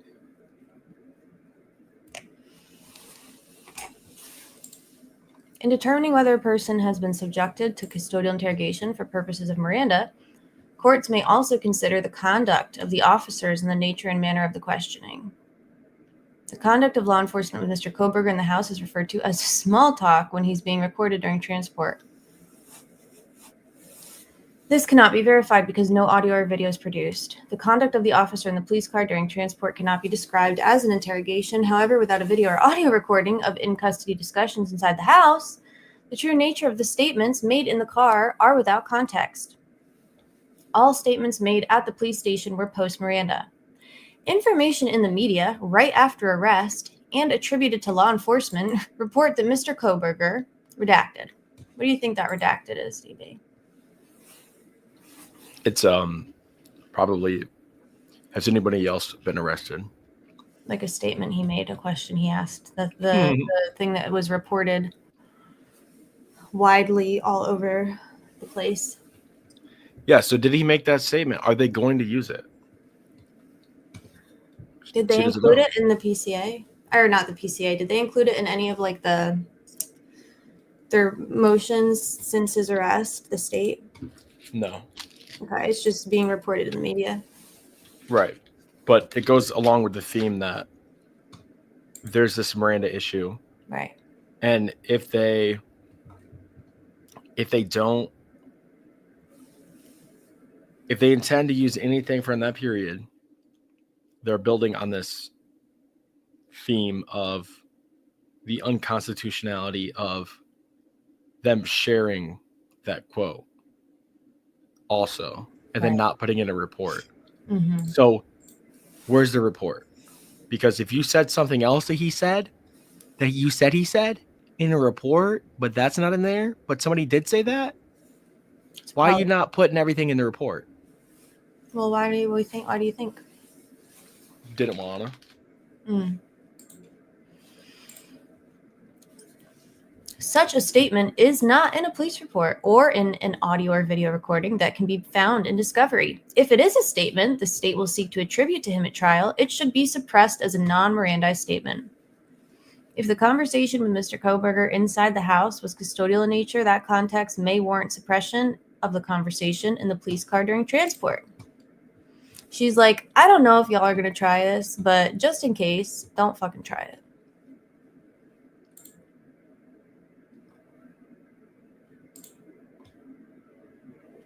Yeah, I don't understand what is incriminating about that statement anyway. It's just, I would want to know, it would make me feel better if I found out you arrested 100 other people and I wasn't the only person you arrested. I think it's going to be like Rick's statements. They're going to just make something out of it. Like, we already know that law enforcement is going to frame whatever you say as unfavorable as possible. Mm-hmm. Sure. Yeah, definitely. Yeah. Conclusion. Mr. Kohberger requests this court suppress all evidence obtained by police via the warrant that permitted them to search his parents' house. As explained above, law enforcement failed to knock and announce before raiding the home, and the warrant lacked probable cause as written. Given its heavy reliance on conclusions reached by law enforcement without the details necessary for the magistrate to draw its own conclusions, and because the warrant omitted exculpatory information and information that put into question the reliability of the facts upon which it relies. And finally, because the affidavit relied on evidence gained in violation of the Constitution, all in violation of the Fourth Amendment, Article 1, Section 17. Any statements made by Mr. Kohberger are fruit of the poisonous tree of the illegal arrest. Some statements may also be excludable under Miranda.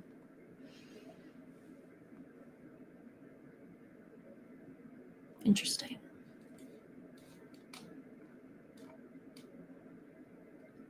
What's the judge do? Grant, deny? Well, I don't know. Yeah. Probably they're probably going to get a Frank's hearing. You think they're going to actually hold a hearing? Yeah. I'll bet Scrum and Librato get a fucking hearing. Dude. So weird. They wouldn't have wanted to though. They wouldn't have, yeah. We can come back to these another time. Okay.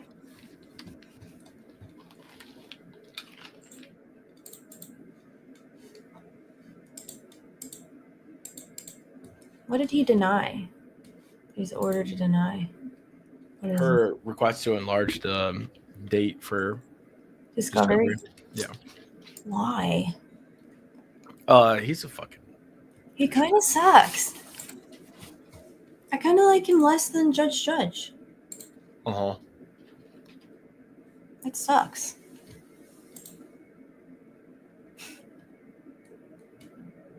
What's up with the new judge? I don't know. I don't like him. He interrupts her, and he just kind of seems like a dickhead for no reason. But he's a judge, so it's kind of like how they roll, I feel like. Yo, that is fucking funny.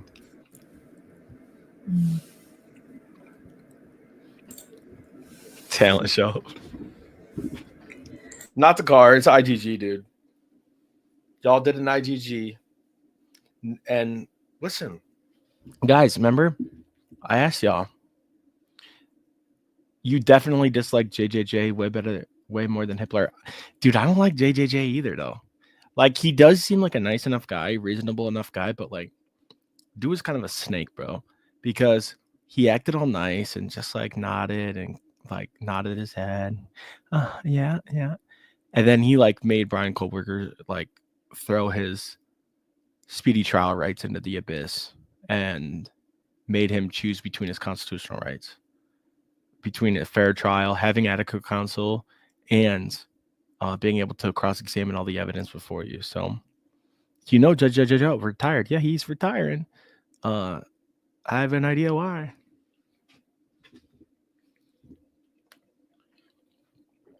Why? I just think he did. He fucked up. He did a bad job. I think he put Kohberger and Ann Taylor into a constitutional conundrum because he wasn't taking her seriously. Mm-hmm. Yeah. Judge John Judge is JJJ.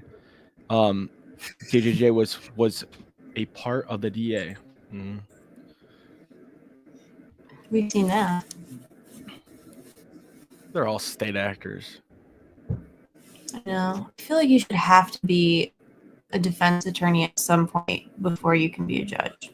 I feel like that is more important than, like, that should be a requirement. I feel like judges woefully misunderstand or misapply the burden, like, as a rule. Sorry, I was opening my Pop-Tart. I was just about to ask, are you doing a strawberry Pop-Tart? I got a blueberry one. Blueberry? Interesting. I found it. You don't often do blueberry, I feel. No, I don't. It's a little cheat. It's a little cheeky little treat. Something different. I found it behind my You had an Italian cookie? Yeah, I keep them in the freezer. That's nice. Okay, so last thing I wanted to get into, then I gotta go. The DNA. Mm-hmm. The issue is, to me, why did they do a buccal swab in Pennsylvania? Why did the Pennsylvania State Police do a buccal swab? And when they arrested him, and then why didn't they take his DNA from the trash? Why did they take his dad's DNA? Right? Why didn't they just get his fucking DNA from the trash? Why'd you do that? Why did match that? Why match that when you have him right there, though? How do you think? I don't know. Remove protection. Get them both. Like give a little distance between the act of violating the defendant's rights and law enforcement, basically. I think that they realized that they couldn't. Maybe they did get the trash from, quote unquote, the other place, the other trash, and they realized that maybe they shouldn't have done that, and so they just used the dad's DNA. But in reality, it is very strange. And they did a buccal swab when he was in custody, and then they did a buccal swab. The FBI and Idaho State Police also did a buccal swab weeks later on Bryan.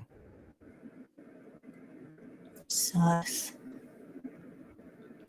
Which one? Why didn't you go get his DNA from his house? From his apartment, from his office? Yeah. Why? How did it work like that?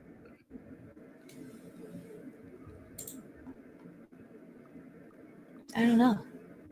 Seems stupid.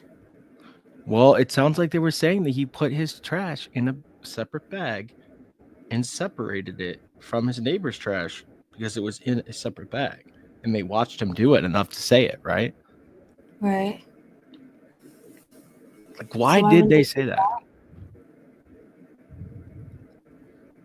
Is he a chimera? Does he have two different DNA profiles? Maybe. There you go. He's not the defendant. Now, what I'm going to leave you guys with is, did you guys know everyone thinks the DNA, the trash is a red herring. I agree. The DNA is by far, people say, the strongest thing in this case, right? Wouldn't you say DNA? Touch it DNA? certainly seems like it would be, yeah. Certainly seems like it. It seems like it would be the nail in the coffin at trial, right? Definitely. If I'm a juror, yeah, for sure. Now, did you know that the prosecutor on this case in court said they did not need the DNA for trial, and that they would be filing a motion in limine to exclude all references to the DNA? So there's some shit fuckery. Oh, what's going on? There's some shit fuckery, like bad shit fuckery. Why was it a? We just want to get him in DOC, and then we'll deal with it afterwards. We just want to get him arrested with the DNA claims, and that's why. Oh, sorry. Go ahead. Yeah. That's why they wanted to put all this other shit together and make it sound like they were onto him back in November. Remember the WSU police officer, Tiango? Yeah. He says, "Oh, we found a car." Well, in court the other day, and in these motions, if you read them all, you'll see the lead investigator, Payne, he didn't even know about that. It was complete. They did nothing. Tiango did nothing with that car surveillance. When he found that car, nothing. Yeah. Because he was out there just logging, you know, he did it with 100 different cars. Right. So why don't they want to produce the discovery for the DNA? Because they got Why do they want the motion in limine out? The DNA. Because they did some shit fuckery. I guess. Or it's not, or it's not definitive. It's not his? I don't know. What do you think? I don't know what like the ultimate explanation of it is, because the only thing that's really left is the worst explanation that you can have. It's not his? Well, yeah, exactly. But like, you know, it was planted. And that just sounds ridiculous. It's right here too. Don't want to give up CIs. Now, there is a couple of filings where, and this is an explanation, or this is a misconception that people talk about this case. They say he was stargazing. That's his alibi, right? Okay. He was stargazing. Well, they're making fun of him, right? Like watching fish. Like they have to make everything sound so gay. You can't even see the fish. Like, fuck off. So funny. Like, you shouldn't have to do all that. You shouldn't. So why did they try to make it seem like she said you can't see stars from the bridge, dude? You can't see stars from the bridge. It's a lie. Why did they make it sound like that was his alibi? Like That wasn't his alibi. His alibi said the state needs to produce the evidence being used against him, Right. such as witnesses or informants, so he can make an alibi. Right.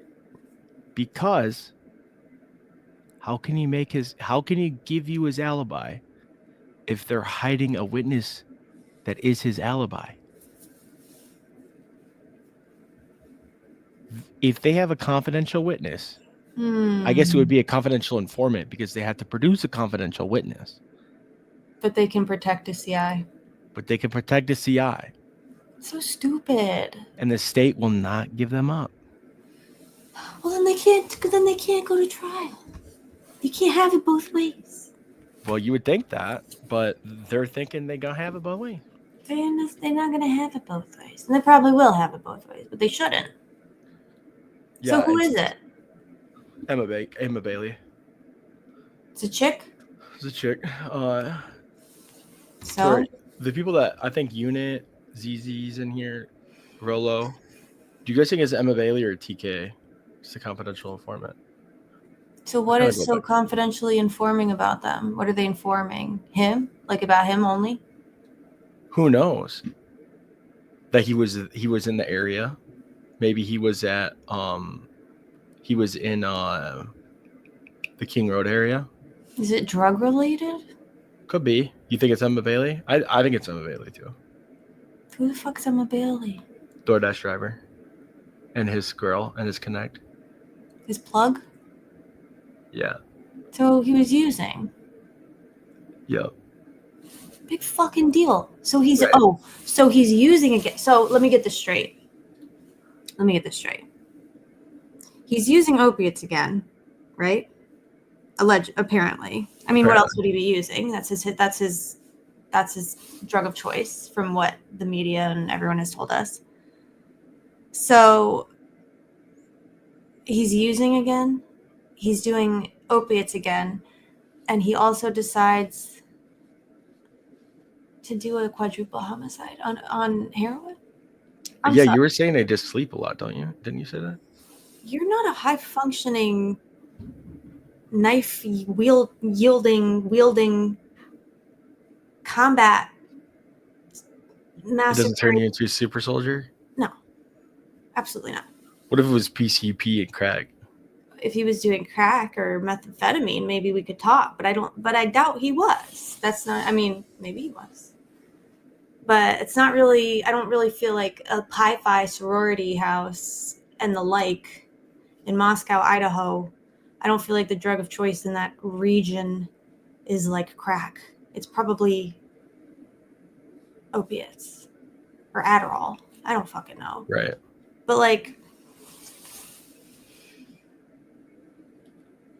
doesn't make any sense. Well, that's been a long running theory is that was a drug house. But I think the more, and that might be true, but the more credible CI connection is that Emma Bailey got popped, which she did. She got arrested.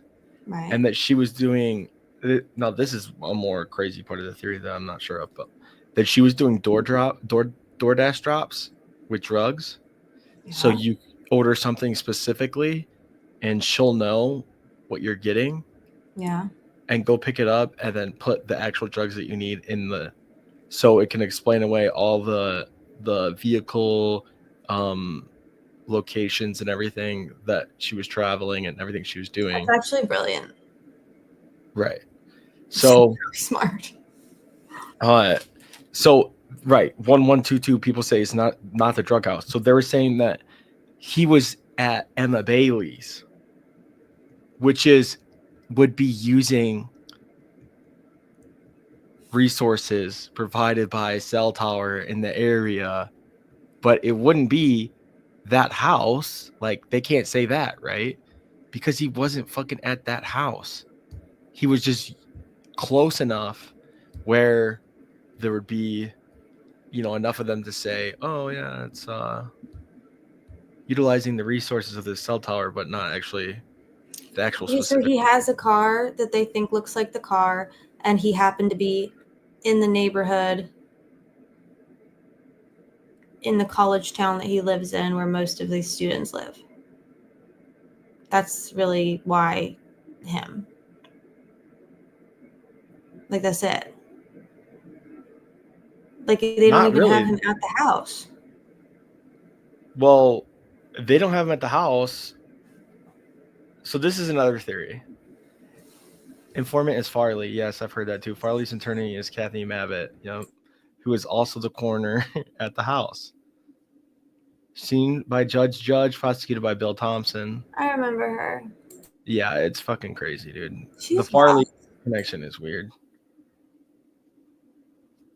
So, okay, the other theory is that the IGG, they got on the IGG from this informant, and the informant planted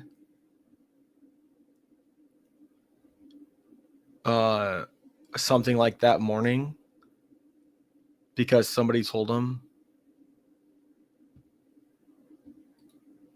Yeah, I don't know if there's proof of it either. I'm just talking about some theories that people have. And like, I think that if there is an informant, I would think that it's less weird that it's Emma Bailey. They filed something to suggest that, I mean, things or thing have been filed to kind of imply or suggest there may be. Yes. So then there probably is. Yeah, we just spit one. There probably is.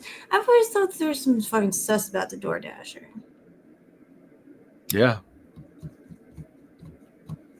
Pretty sus.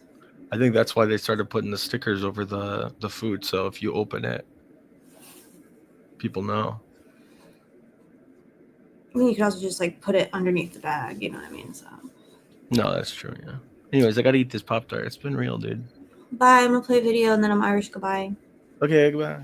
Goodbye. If I can find it.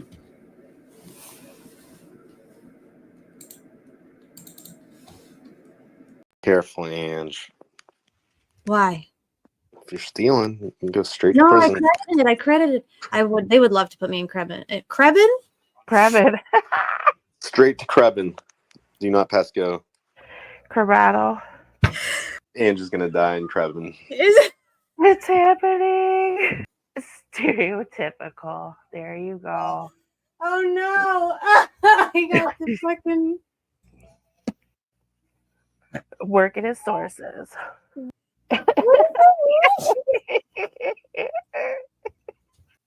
Y'all didn't, if y'all missed that, I know we all know that here, but like Kelty. Who's Kelty? Kathy and Janice. Kelty and Crep. It's getting worse. It's getting worse. I'm getting tongue-tied. People who like aren't practicing law full time anymore. USA liberal, dude. You're fucking out of control, bro. Maybe the audio was walkie-talkie bros. Maybe they were him. DB. Oh my god. Solved. Ham radio. What the fuck is wrong with you?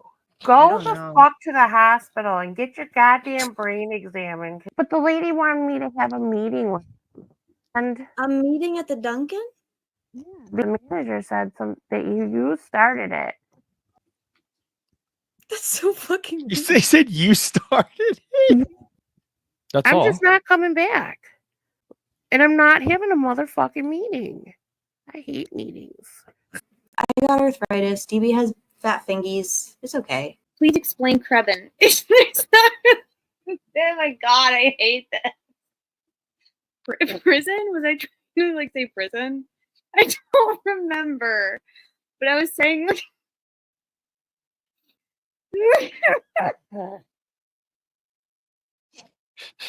I was doing important shit too. it's like not a thing. There's no explaining it. It's just that I like made up a word and it won't go away. Oh, why is it so funny though? the C in Krebin. I'm gonna start crying.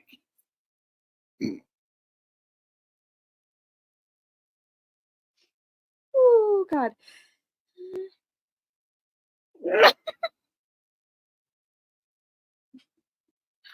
Anyway, do you ever get the giggles? I can't say that I have.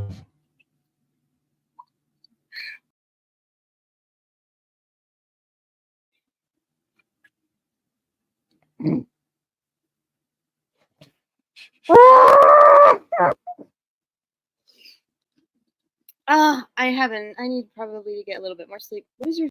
Oh my God. It's because he came in here the other night. I gave him a compliment.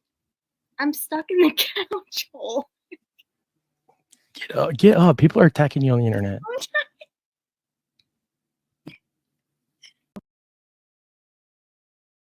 Let me tell you something. I don't know what they call that stuff, but that little like caramel, man. You gotta stop playing. I mean, if they give me one right now, I'll tear it up live.